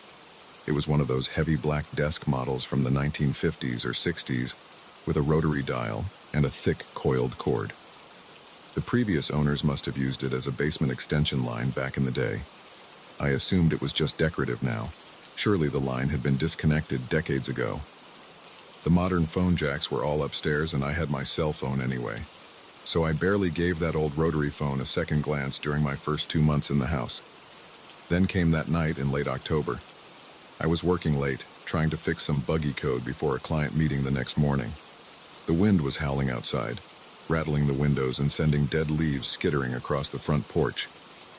Around 11:30 p.m. I heard it, a loud mechanical ring echoing up from the basement. At first I thought I was imagining things. I took off my headphones and listened. There it was again, that distinctive old-fashioned telephone ring, slightly muffled but unmistakable. I sat frozen at my desk, staring at my dark office doorway as the ringing continued. "This is impossible," I muttered to myself. "That line's been dead for years." The ringing persisted, mechanical and insistent. After the fifth ring, I got up from my desk and walked to the basement door. My hand hesitated on the doorknob. Something about this felt wrong, but my rational mind kicked in. Probably just some weird electrical issue causing the old ringer to malfunction. I should check it out before it kept me up all night. I flipped on the basement lights and walked down the creaking wooden stairs. The ringing grew louder with each step. When I reached the concrete floor, I could see the black phone on its shelf, exactly where it had been sitting untouched for months. The ring was definitely coming from it. I approached slowly, watching the phone like it might suddenly sprout legs and scuttle away. The dust on the shelf around it was undisturbed. The coiled cord hung limply down the side. Ring after ring continued to echo off the stone foundation walls. "This is crazy," I said aloud, trying to steady my nerves with the sound of my own voice. "It's not even connected to anything." I reached for the receiver, hesitated for a moment, then picked it up. The ringing stopped immediately. I held the heavy black handset to my ear. "Hello?" There was no dial tone, no static, no automated message. Just silence at first. Then I heard it, the sound of someone breathing. Slow, deliberate breaths, clearly audible through the receiver. "Who is this?" I demanded, my voice shakier than I intended. The breathing continued, steady and unchanging. In, out, in, out. "Look, I don't know how you're doing this, but it's not funny. This line isn't even connected." No response except those measured breaths. They weren't labored or threatening, just calm, regular breathing, like someone sleeping. But whoever it was had to be deliberately holding the phone close enough for me to hear it so clearly. I slammed the receiver back into its cradle. My hands were trembling slightly. I backed away from the shelf, keeping my eyes on the phone. It sat there innocently, just an old piece of obsolete technology. I practically ran up the basement stairs, slamming the door behind me. Back in my office, I tried to focus on work again, but I couldn't concentrate. Every few minutes, I found myself glancing at the basement door, half expecting to hear that ring again. Nothing happened for the rest of the night. Around 2 a.m., I finally gave up on work and went to bed. I lay awake for hours, straining to hear any sound from downstairs. Eventually, exhaustion won out, and I drifted off into uneasy sleep. The next morning, I convinced myself I had imagined the whole thing. Sleep deprivation and too much coffee playing tricks on my mind. Still, I avoided the basement for the next few days. By Friday, I had almost put the incident out of my mind. I needed to do laundry, so I forced myself to go down to the basement in the middle of the afternoon. Bright sunlight streamed through the small ground-level windows. The phone sat exactly as it always had, covered in dust. Out of curiosity, I picked up the receiver and held it to my ear. Complete silence, not even the hum of a dial tone. I set it back down and examined the phone more closely. The cord disappeared behind the shelf, but when I pulled it out, I could see it had been cut off about 6 inches from where it entered the phone base. This thing wasn't connected to anything. I seriously considered throwing it away right then. But something stopped me. Maybe just my natural tendency to procrastinate on household chores. I left it there and went about my laundry. That night it rang again. Same time, 11:30 p.m. exactly. I was in bed reading when I heard it start. The ring sounded different from upstairs. Hollower, more distant, but still clearly audible through the floor. I put down my book and sat perfectly still, listening. Ring after ring echoed up from below. My heart was pounding in my chest. This time I knew I wasn't imagining it. The logical part of my brain started running through explanations. Maybe someone was playing an elaborate prank. But how? The phone wasn't connected to anything. Could it be picking up interference from something else? But what could make an old rotary phone ring without power? The ringing continued, demanding an answer. I got out of bed and walked downstairs to my office. Through the basement door, I could hear it more clearly now. I stood there for several minutes debating what to do. Finally, I opened the door. The basement lights were off, and the ringing seemed to echo up the dark stairwell. I flipped the switch and walked down, my bare feet cold on the wooden steps. The phone looked exactly the same as always. I approached it slowly, watching the dust motes dance in the air around it, stirred up by my movement. The ringing stopped as soon as my hand touched the receiver. I lifted it to my ear, my mouth dry. Hello? The breathing started immediately. Slow, steady breaths, perfectly regular. In, out, in, out. This time, I forced myself to listen more carefully. The sound had an odd quality to it, not quite natural, almost like it was coming from very far away, or through some kind of filter. "Who are you?" I asked. "What do you want?" The breathing continued unchanged. I stood there listening for several minutes, but nothing changed. Finally, I set the receiver down gently. Back upstairs, I grabbed my phone and called my friend Mike, who works in IT security. It was late, but I knew he'd still be up. "Hey man, weird question. Is there any way someone could hack an old rotary phone to make it ring? Like, remotely?" "What? No, that's not really possible," he said. "Those old phones are completely mechanical. They need a physical connection to the phone line to do anything." "Why?" I told him what had happened. He was quiet for a moment. "Okay, either you're messing with me or someone else is messing with you," he said finally. "There's literally no way that phone could ring without being connected to a line. Physics doesn't work that way. I know how it sounds, but I swear it's happening. Look, want me to come check it out tomorrow? I can bring some equipment, see if there's any weird electromagnetic activity or something." I agreed immediately. Having another person investigate would help prove I wasn't going crazy. Mike came over the next afternoon with a duffel bag full of testing equipment. He examined the phone thoroughly, confirming that it wasn't connected to anything. He tested for electromagnetic fields, radio frequencies, and a bunch of other things I didn't understand. Everything came up normal. "This is just an ordinary old phone," he concluded. "A nice vintage model, actually. Probably worth something to a collector. But it's completely inert. No power, no connection, nothing unusual at all." "So, how do you explain what's happening?" He shrugged. "Bad dreams? Stress hallucinations? Or maybe someone installed some kind of hidden speaker to mess with you. Want me to stay tonight and see if anything happens?" I agreed eagerly. Mike set up his laptop and some monitoring equipment, and we waited. 11:30 p.m. came and went. Nothing happened. "See? Probably just your imagination," Mike said around midnight. He packed up his gear and left. I went to bed frustrated and confused. Was I really just imagining things? But it had seemed so real. The phone stayed silent for the next 3 nights. I was just starting to relax when it happened again. This time it was 3:17 a.m. when the ringing jolted me awake. I sat up in bed, instantly alert. The sound seemed louder than before, more urgent somehow. I got up and walked downstairs, not bothering with lights this time. The ringing guided me through the darkness.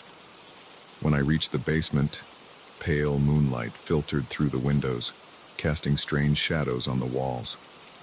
The phone was ringing frantically now, the bell seeming to vibrate through my entire body.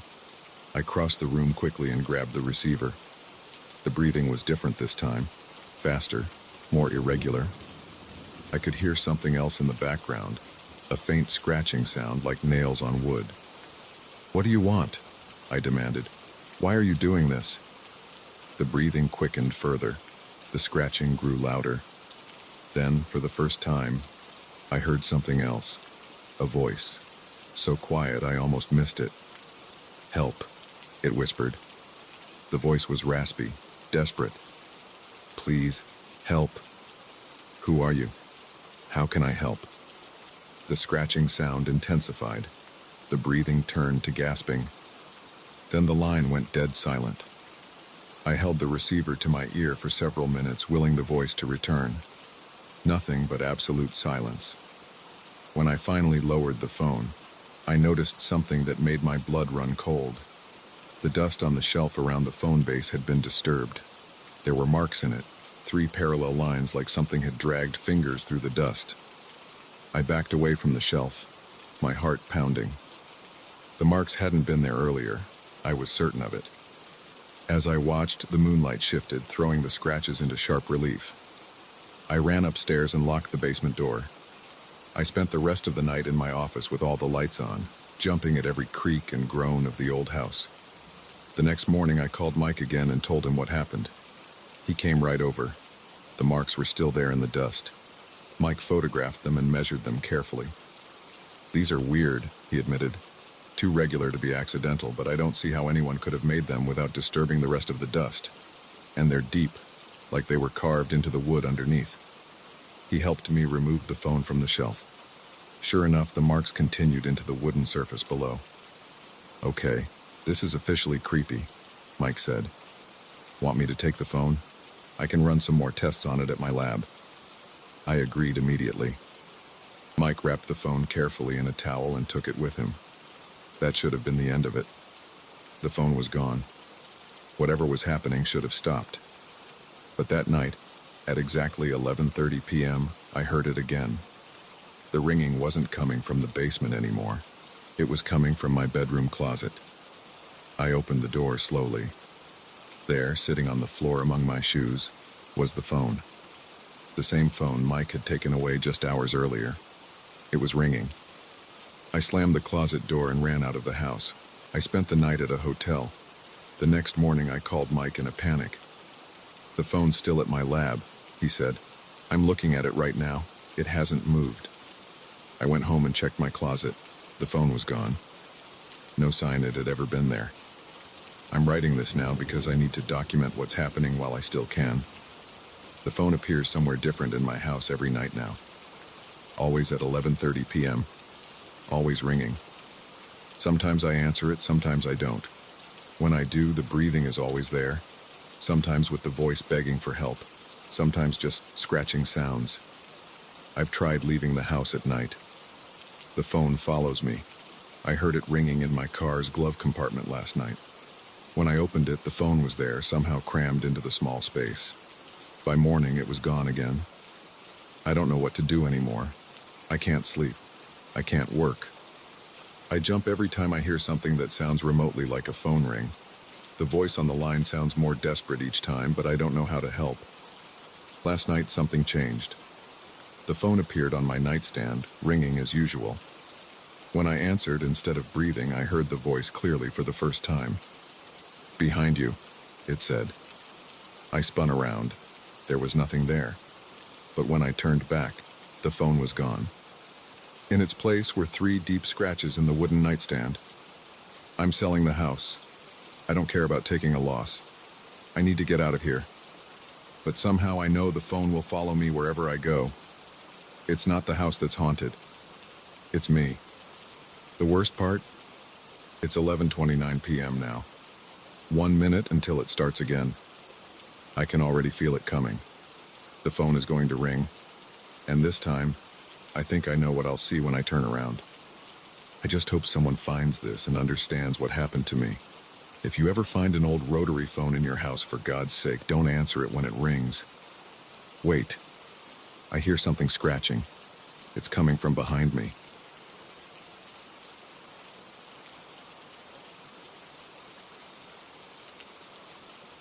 I should have taken an Uber that night.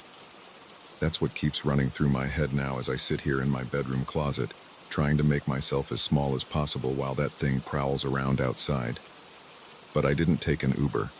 I took the 11:45 p.m. bus home from work like I always do on late shifts because I'm too cheap to spend $20 on a ride when I can spend $2 on the bus. That decision might cost me everything. It started normally enough. I was beat after a 12-hour shift at the warehouse. My back hurt, my feet were killing me, and all I wanted was to get home and crash. The bus stop on 47th Street was empty when I got there, just me under the flickering streetlight.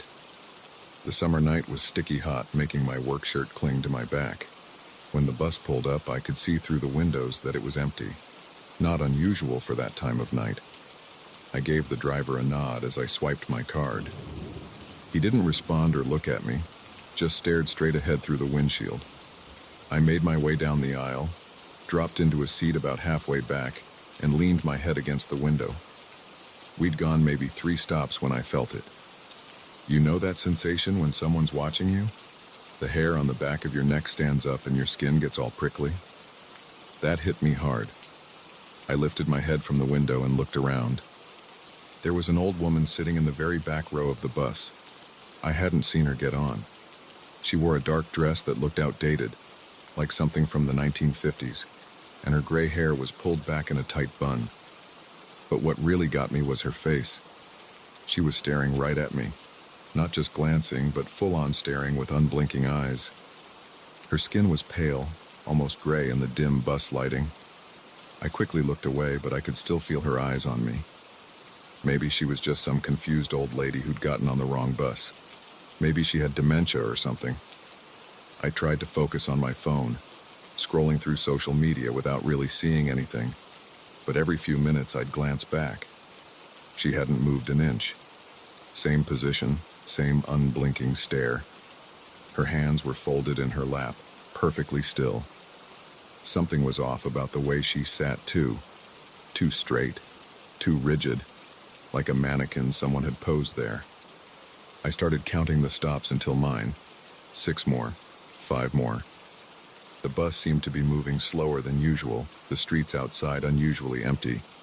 No cars, no pedestrians, just dark buildings and pools of orange streetlight. 4 stops. 3. Each time the bus stopped, I tensed up, waiting to hear footsteps coming down the aisle. But there was nothing, just the hiss of the bus doors opening and closing. 2 stops. I risked another look back. The old woman's head had turned slightly, following my position, but the rest of her body hadn't moved at all. Her eyes looked different now, darker, like the pupils had expanded to fill the entire eye. One stop. My heart was pounding. Sweat ran down my back.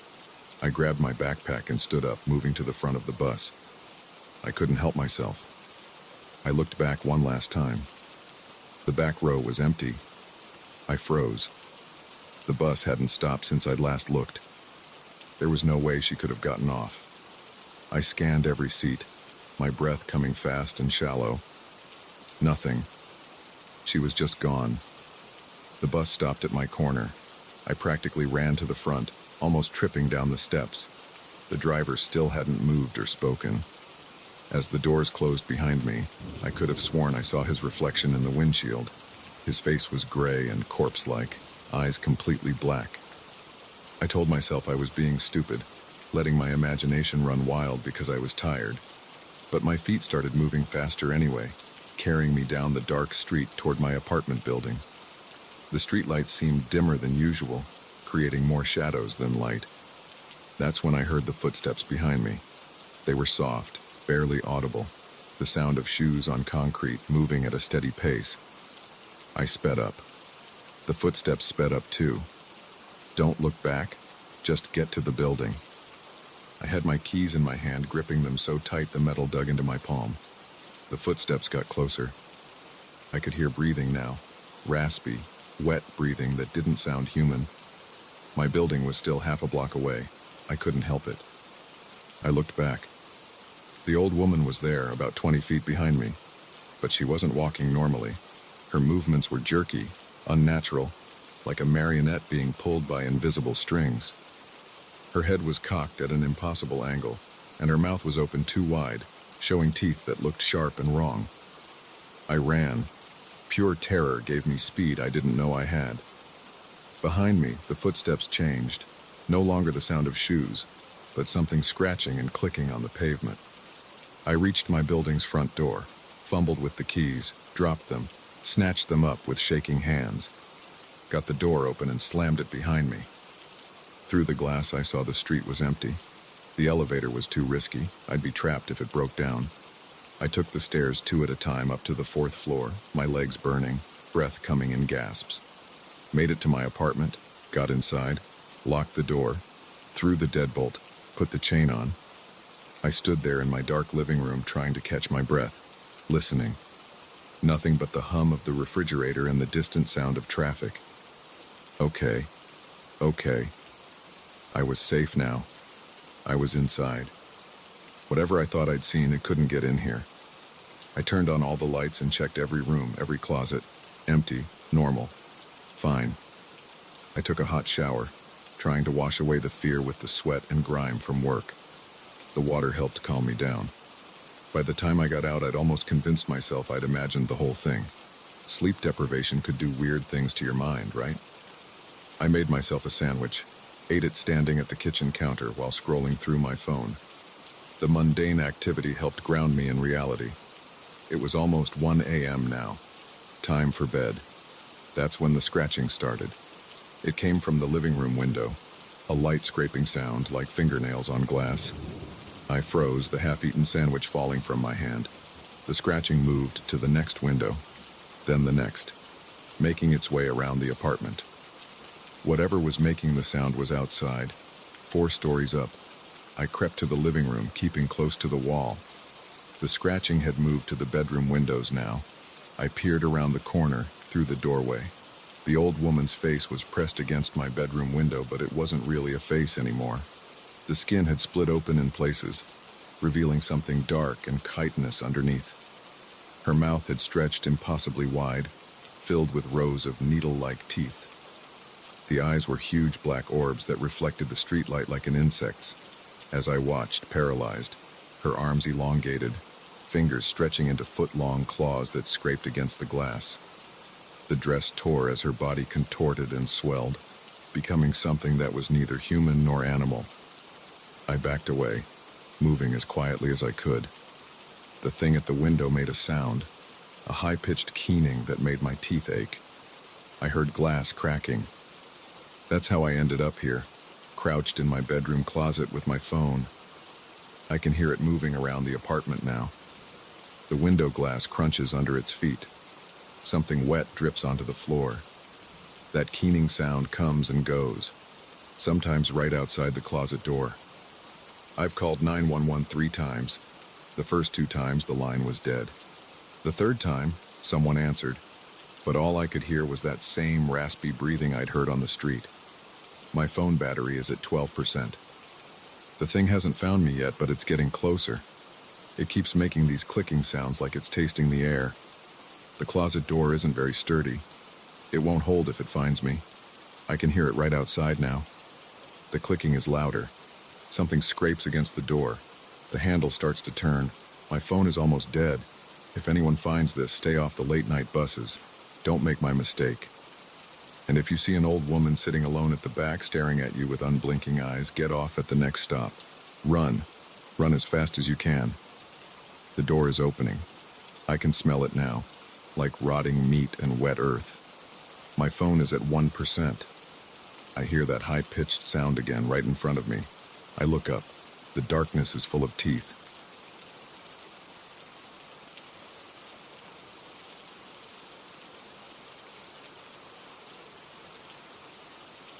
I never should have moved to this place. That's what I keep telling myself as I sit here in my kitchen with my shotgun across my lap, watching the tree line through my window. 3 days have passed since I last slept more than an hour at a time. The coffee's not helping anymore. My hands shake when I lift the mug to my lips, but I need to tell this story while I still can, while I still remember every detail, while I'm still here. It started 6 months ago when I bought this old farmhouse in western Montana. 10 acres of land, mostly wooded, with a vegetable garden out back. The previous owner died, and his kids wanted to sell fast. The price was right, and I needed to get away from city life after my divorce. I thought I'd found the perfect escape. The first 2 months were quiet. I fixed up the house, planted some tomatoes and cucumbers, got to know my nearest neighbor, Jim, who lives 2 miles down the dirt road. I settled into a routine. Wake up at dawn, tend to the garden, work on my laptop, I do freelance web development, and spend evenings on the porch watching the sunset. Then I started noticing things. Small things at first. The garden fence had deep scratches one morning. Not like from a deer or bear. I'd seen those before. These were different. They ran in parallel sets about 4 inches apart and cut nearly a 1/4 inch into the wood. I found them on the west side of the fence, facing the densest part of the woods. A week later, I spotted the first tracks.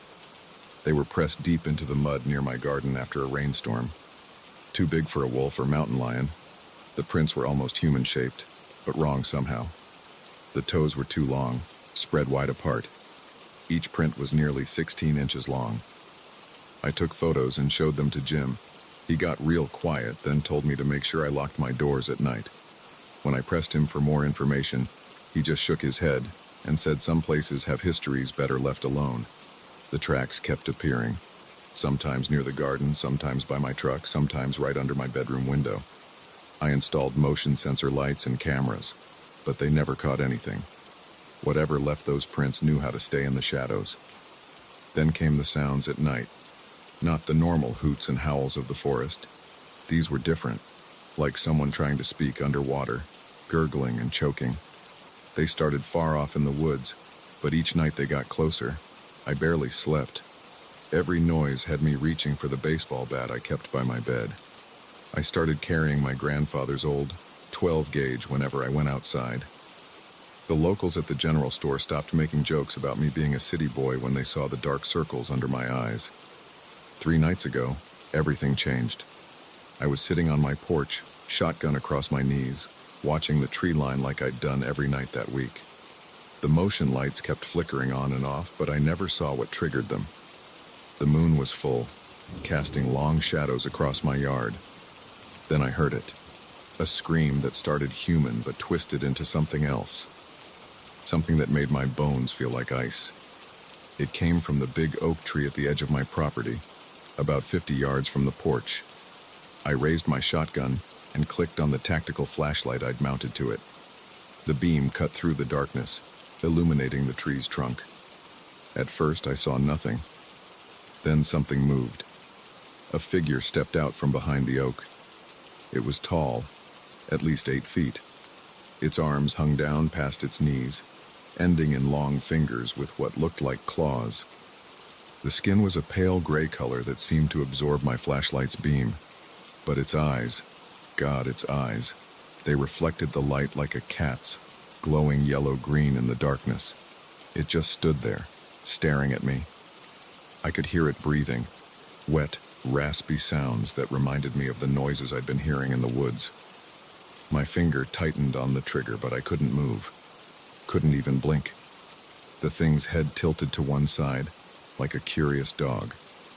Then its mouth opened, revealing rows of teeth that gleamed in the moonlight. It wasn't smiling. It was showing me what it could do. I don't remember pulling the trigger. The shotgun's roar broke whatever spell had frozen me in place. The thing jerked backward as the buckshot hit it, but it didn't fall. Instead, it made that horrible screaming sound again and darted behind the tree. I fired another shot at the tree trunk, then another. When I finally lowered the smoking gun, the yard was silent except for the ringing in my ears. I spent the rest of the night in my truck, engine running, high beams pointed at the tree. When dawn came, I searched the area. I found more tracks, deeper than before, and dark stains on the oak's bark that didn't look like blood. They smelled like copper and rot. That was 3 days ago. Each night since then, it's come closer to the house. Last night, it reached my porch. I heard its claws scraping against the door, testing the locks. The motion lights kept shorting out, plunging me into darkness for seconds at a time. I've called the sheriff, but they think I'm just another city person spooked by wildlife. Jim won't answer his phone. I tried to leave yesterday morning, but my truck wouldn't start. Something had torn out parts of the engine. The cuts in the metal matched the scratches on my fence. So now I sit here in my kitchen watching the sun sink toward the horizon. The coffee's cold. My shotgun has 5 shells left. I've pushed the refrigerator in front of the back door and nailed boards across the windows, but I know it won't be enough. The thing is learning, testing. Each night it stays longer, gets braver. It wants me to know it's coming, wants me to feel the fear build until I can't think straight. The sun's almost gone now. Through my window, I can see the oak tree where I first spotted it. Something's different about the trunk. There are claw marks running up its length, fresh ones that weren't there this morning. They form a pattern, 3 vertical lines crossed by 2 horizontal ones. It's counting down. My hands have stopped shaking. The fear is still there, but it's hardened into something else. Determination, maybe, or resignation. I've loaded my last shells into the shotgun. The motion lights just clicked on outside. I can hear breathing at my window.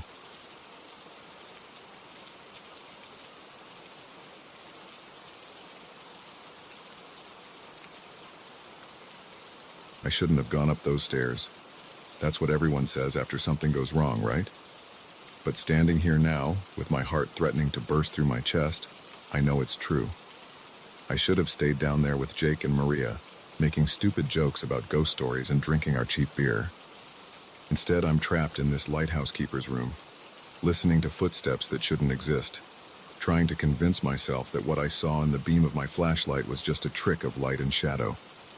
But I should start at the beginning.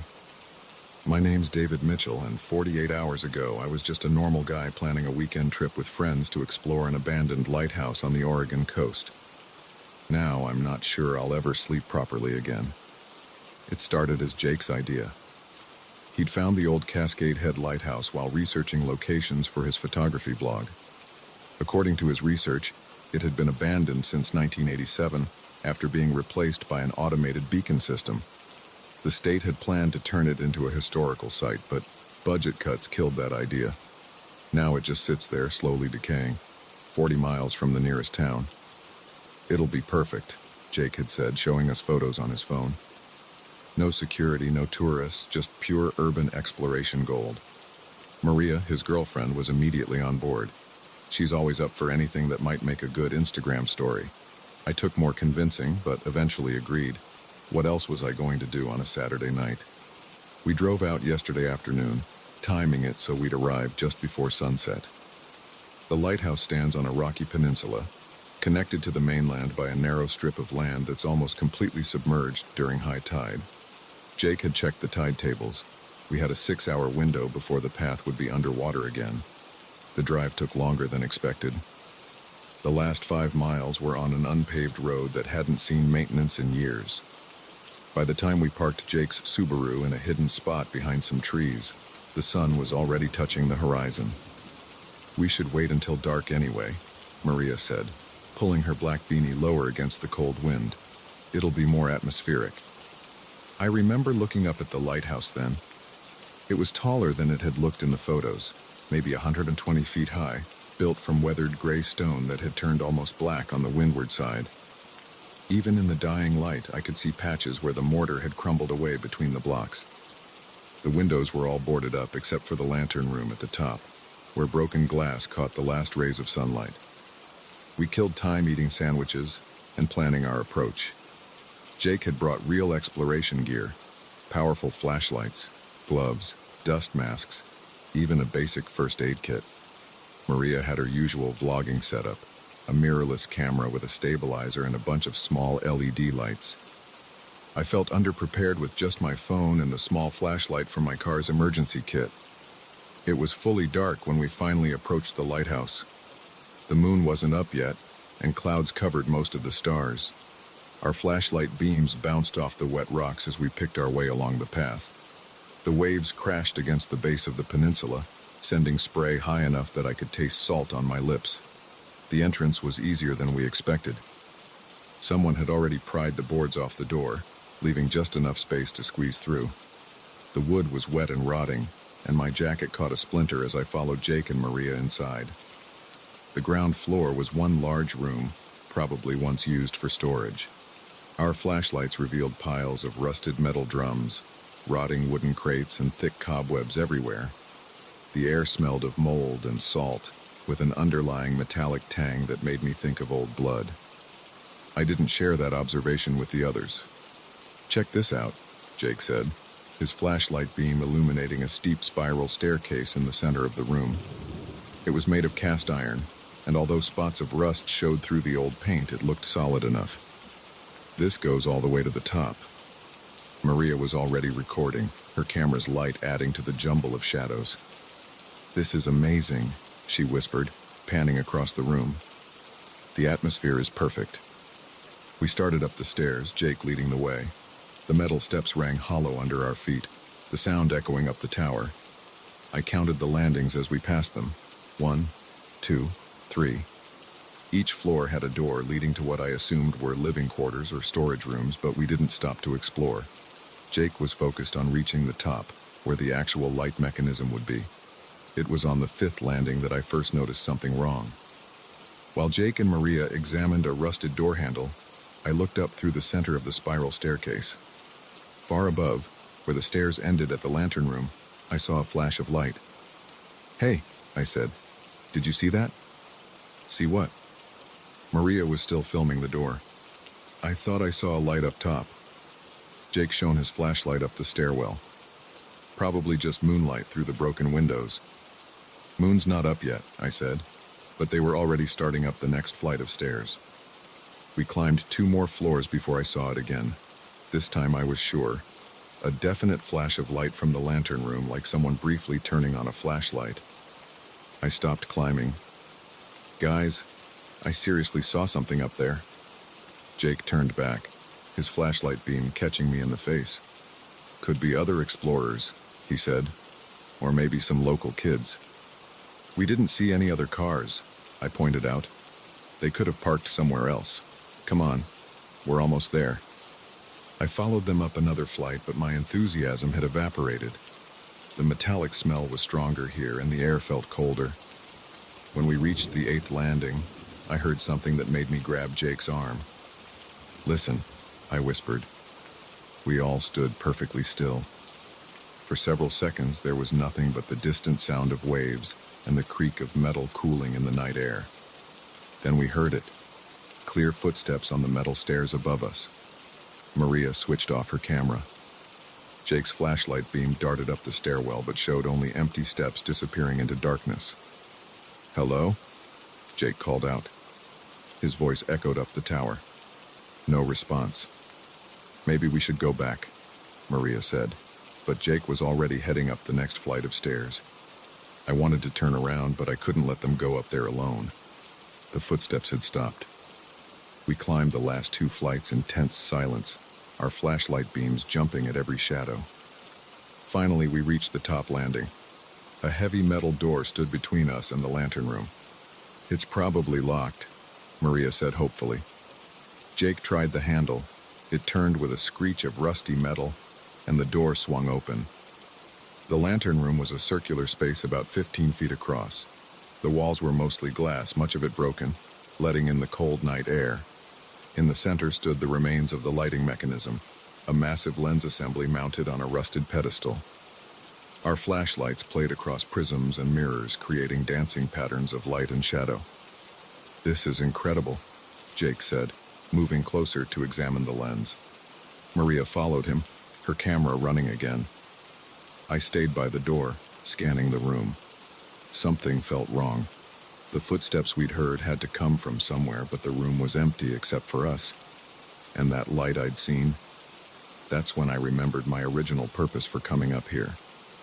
"Guys, I'm going to check something," I said, heading for the small door that led to the exterior gallery, a narrow walkway that ran around the outside of the lantern room. "Be careful," Maria called after me. "The railing might be rusty." The gallery door wasn't locked. I stepped out into the night air, gripping the railing despite Maria's warning. From here I could see for miles, the dark mass of the forest behind us, the endless black expanse of the Pacific ahead. The wind was stronger up here, making the whole structure sway slightly. I walked slowly around the gallery, testing each step before putting my full weight down. When I reached the far side, I stopped. Something was scratched into the metal wall of the lighthouse. Not graffiti, but a series of vertical marks like someone keeping count of days. Below them was a date. November 15th, 1987. The day the lighthouse was officially decommissioned. I was still examining the marks when I heard the gallery door close behind me. I spun around, my flashlight beam cutting through the darkness. The door was shut, and through the glass walls of the lantern room I could see that Jake and Maria were gone.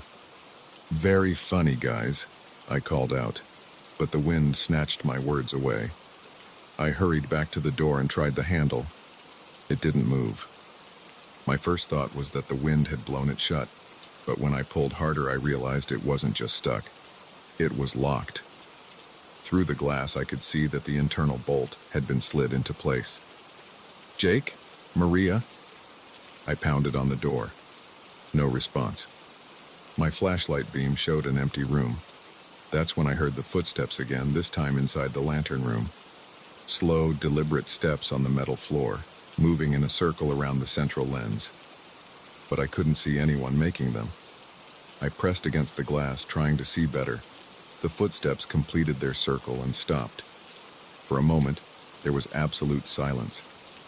Then I heard a new sound, the creak of rusted hinges as the door to the spiral staircase slowly swung closed. The sound of the latch catching echoed in the empty room. I was now completely locked out, standing on a narrow metal platform 120 feet above the rocks, with something unseen inside the lighthouse. My phone was in my jacket pocket. With shaking hands, I pulled it out. No signal. Of course not. We were miles from the nearest cell tower. I tried anyway, punching in Jake's number. Nothing. The footsteps started again, but this time they were on the stairs, heading down. I pressed my ear against the glass and heard Jake's voice from somewhere below, calling my name. "I'm up here," I shouted. "The door's locked." More footsteps, running up the stairs now.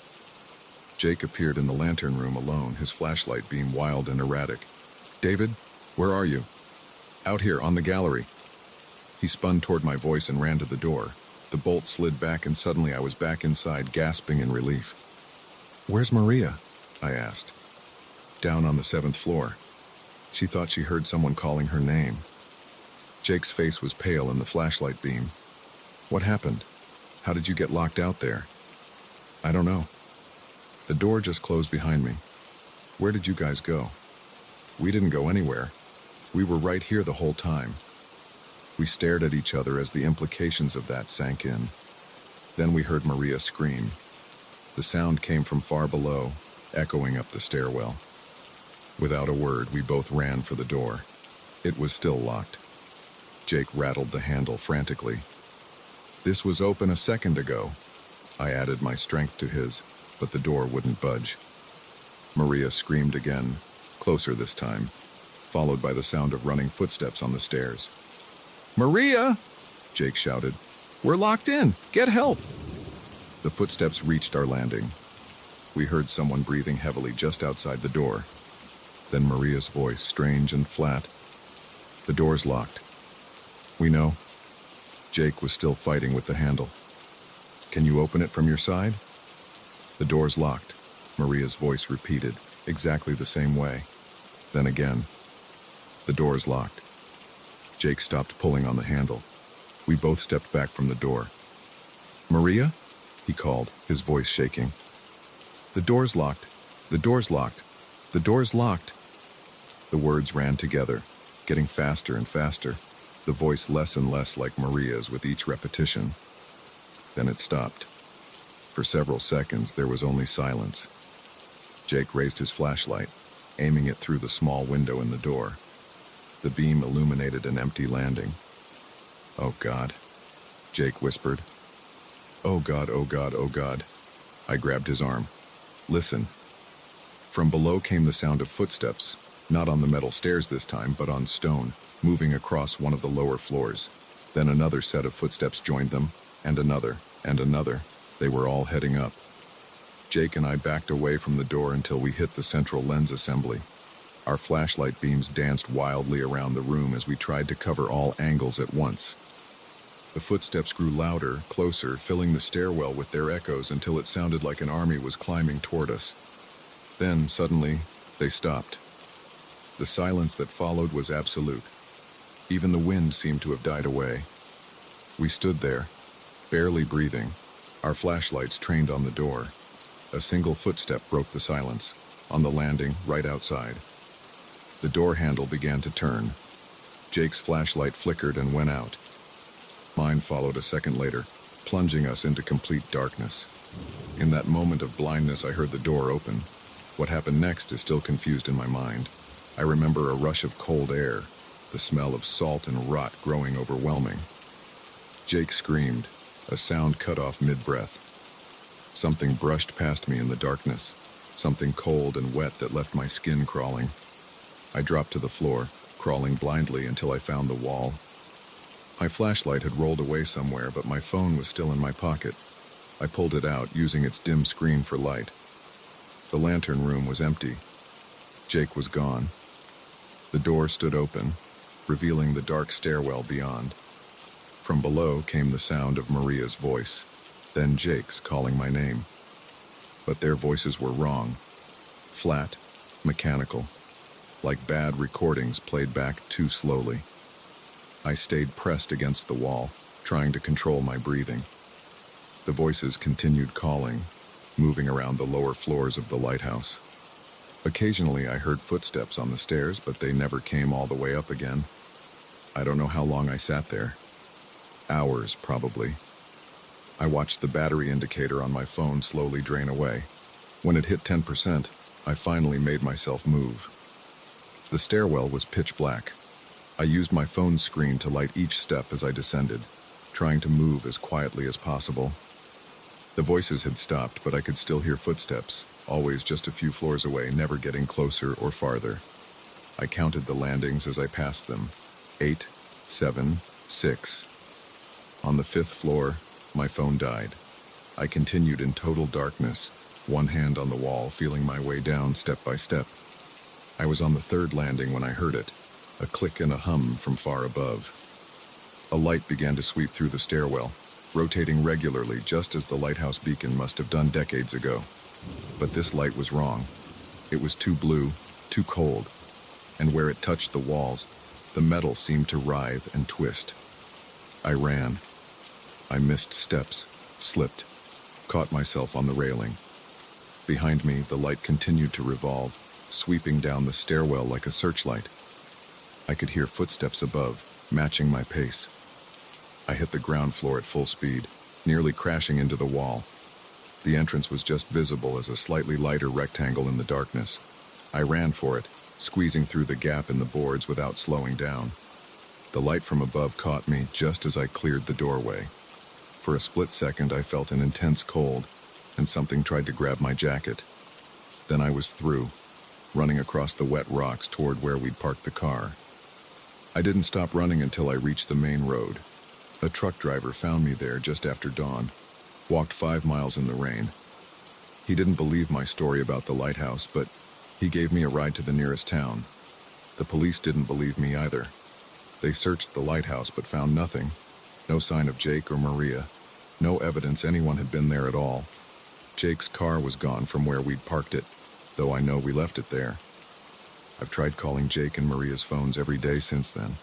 They always go straight to voicemail. Their social media accounts haven't been updated. Their families have filed missing persons reports. Sometimes late at night, my phone rings. When I answer, I hear footsteps on metal stairs and voices calling my name.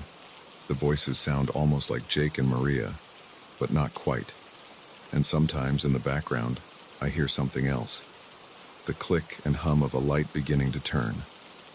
I've told the police everything, but they're starting to look at me differently now.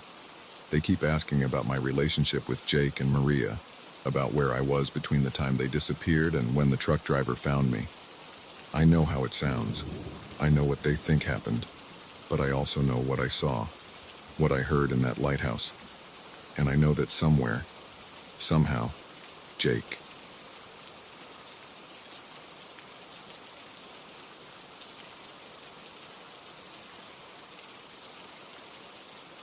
The first time I heard my name, I thought it was just the wind. 3 seconds later, I knew I was wrong. I was walking home from the train station at 11:47 p.m. on a Tuesday in October. The rain had started 20 minutes earlier, soaking through my jacket and running down my neck. My shoes squeaked against the wet sidewalk of Pine Street, and water dripped from the brim of my baseball cap. The streetlights cast orange circles on the ground, but the spaces between them were pitch black. That's when it happened. Michael. The voice wasn't loud. It was barely above a whisper, but I heard it clearly over the steady drumming of the rain. I stopped walking and turned around. The street behind me was empty, just puddles reflecting the streetlights and parked cars with water streaming down their windows. I shook my head and kept walking. My socks were wet, and I just wanted to get home. Michael. This time the voice came from my left. I jerked my head toward it. Nothing there except the brick wall of the old hardware store, its security gate pulled down and locked. My heart started beating faster. "It's just the rain," I said out loud. My voice sounded strange and small in the empty street. I picked up my pace, water splashing around my feet. Home was 6 blocks away, just 6 blocks. Michael. Right behind me now. I spun around so fast I almost slipped. My breathing came in quick bursts. The street was still empty, but the voice had been right there. Right fucking there. I pulled out my phone with shaking hands, accidentally smearing water across the screen. 11:51 p.m. No new messages, no missed calls. 4 bars of signal. Michael. Left side again, close. I pressed my back against the wall of the hardware store. My chest felt tight. I dialed 911 but didn't hit send yet. What would I even tell them? That I was hearing voices in the rain? Michael. We're from the right this time. I pushed off from the wall and started running. Water splashed up my legs. My wet clothes felt heavy and cold. Michael. Ahead of me now. I skidded to a stop, nearly falling. The voice was everywhere and nowhere. Michael. Behind. Michael. Above. Michael. Inside my head? I ran faster, splashing through puddles. My lungs burned. The phone was still in my hand. 911 ready to dial. 5 blocks to go. Michael. Louder now. Much louder. I could hear something in the voice that I hadn't noticed before. It wasn't angry or threatening. It sounded desperate. I reached the intersection of Pine and 4th Street. The traffic light blinked yellow, reflecting off the wet asphalt. I stopped at the corner, gasping for breath, water running down my face. Please. The voice was different now. still saying my name but adding something else. Begging. Please, Michael. I pressed my hands against my ears. It didn't help. The voice was just as clear. I need your help, Michael. 4 blocks to go. I could see the neon sign of the 24-hour pharmacy ahead. Maybe I could wait there until morning. Call a cab. Something. They're coming for me, Michael. I lowered my hands from my ears. Who's coming? I shouted into the rain. Who are you? Behind you. I turned around slowly. The street was still empty, but something was different. The rain, it was falling wrong. In one spot, about 10 feet away, the raindrops were moving sideways instead of down. My legs wouldn't move. I stood there, watching the impossible rain. The sideways drops formed a shape, vague at first, then clearer. A human outline. They're almost here, the voice said from the rain shape. Please. The street light above me flickered. When it came back on, I saw them. 3 figures at the end of the block. They looked like people, but they moved wrong. Too smooth, too fast. They glided over the wet sidewalk without making a sound. The rain shape grabbed my arm. I felt cold water wrap around my wrist, but it held like solid flesh. Run, it said. I ran. The rain shape ran with me, its watery hand still gripping my arm. I heard nothing behind us, but I knew they were following. The rain shape pulled me down a side street I'd never noticed before, even though I'd walked this route hundreds of times. What are they? I gasped as we ran. Collectors, the rain shape said. Its voice was clearer now, definitely male, young. They take people like me, people who died wrong. We turned another corner. The streets didn't look familiar anymore. The buildings were older, darker. No streetlights here. You died? I asked, still running. Car crash, 3 weeks ago. But something went wrong. I didn't go. They want to fix the mistake. Why me? Why can I see you? Because you were there. You called the ambulance. You held my hand until they came. The memory hit me like a punch to the chest. The rain-slicked road, the crumpled car, the young man trapped inside, barely breathing. I'd stayed with him, talked to him, told him help was coming. I never knew his name. Kevin, the rain shape said, answering my unspoken question. I'm Kevin Mitchell. We stopped running.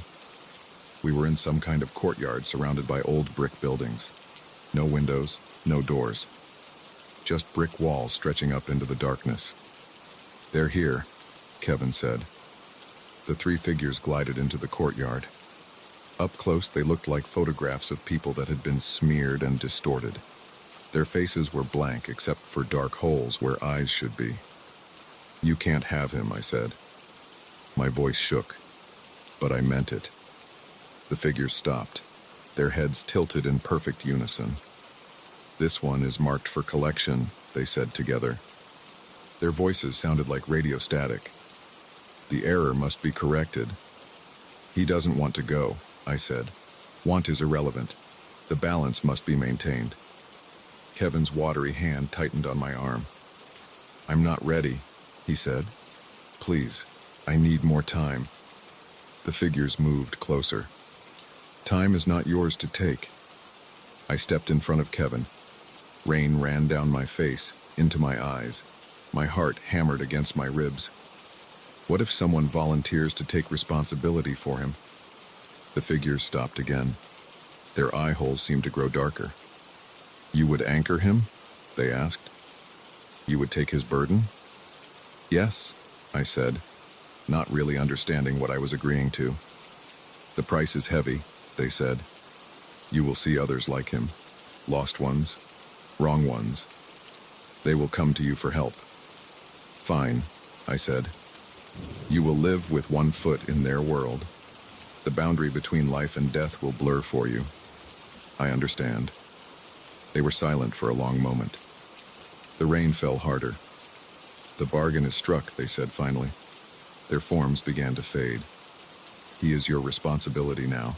Do not make us return. Then they were gone. Kevin's hand let go of my arm.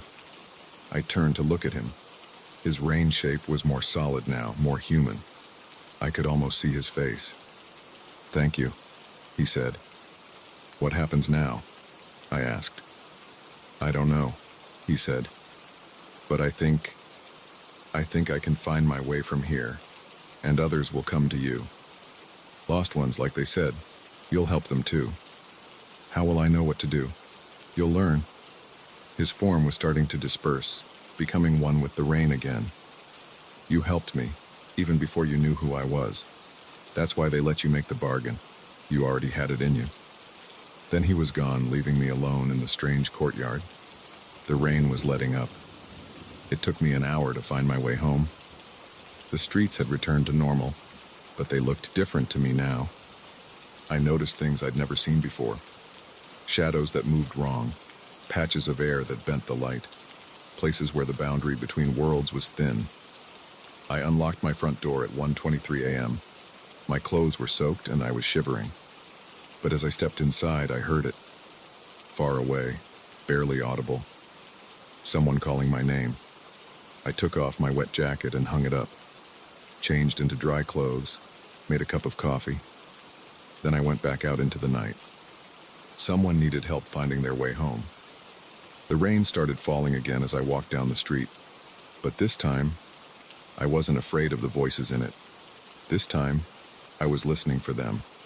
This was my job now, my responsibility. And somewhere in the rain, someone was calling my name.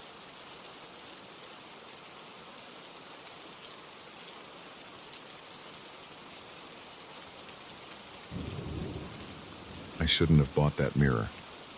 That's what I keep telling myself as I sit here in the dark watching it from across the room. My hands are shaking as I type this on my phone. I need to get this down, to tell someone what's happening. Maybe then they'll understand if something happens to me. 3 weeks ago, I stopped at Randy's Antiques and Oddities, one of those junk shops that pop up in strip malls. I had just moved into my new apartment and needed some cheap furniture. The place smelled like old books and furniture polish. Dust floated in the sunlight coming through the grimy windows. The mirror stood in the back corner. 7 feet tall, dark wood frame, carved with simple geometric patterns. The glass had that slight waviness you see in old mirrors. A yellow price tag hung from one corner, $75. "Good eye," Randy said behind me. I jumped. He was a skinny guy in his 60s wearing a Hawaiian shirt.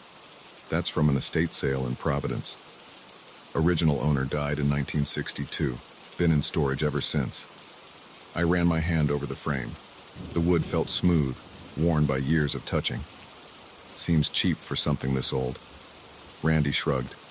Previous buyers returned it. Said it gave them the creeps. Superstitious nonsense if you ask me. But their loss is your gain. I should have asked more questions. Should have wondered why multiple people returned it. But the price was right, and it would look good in my bedroom.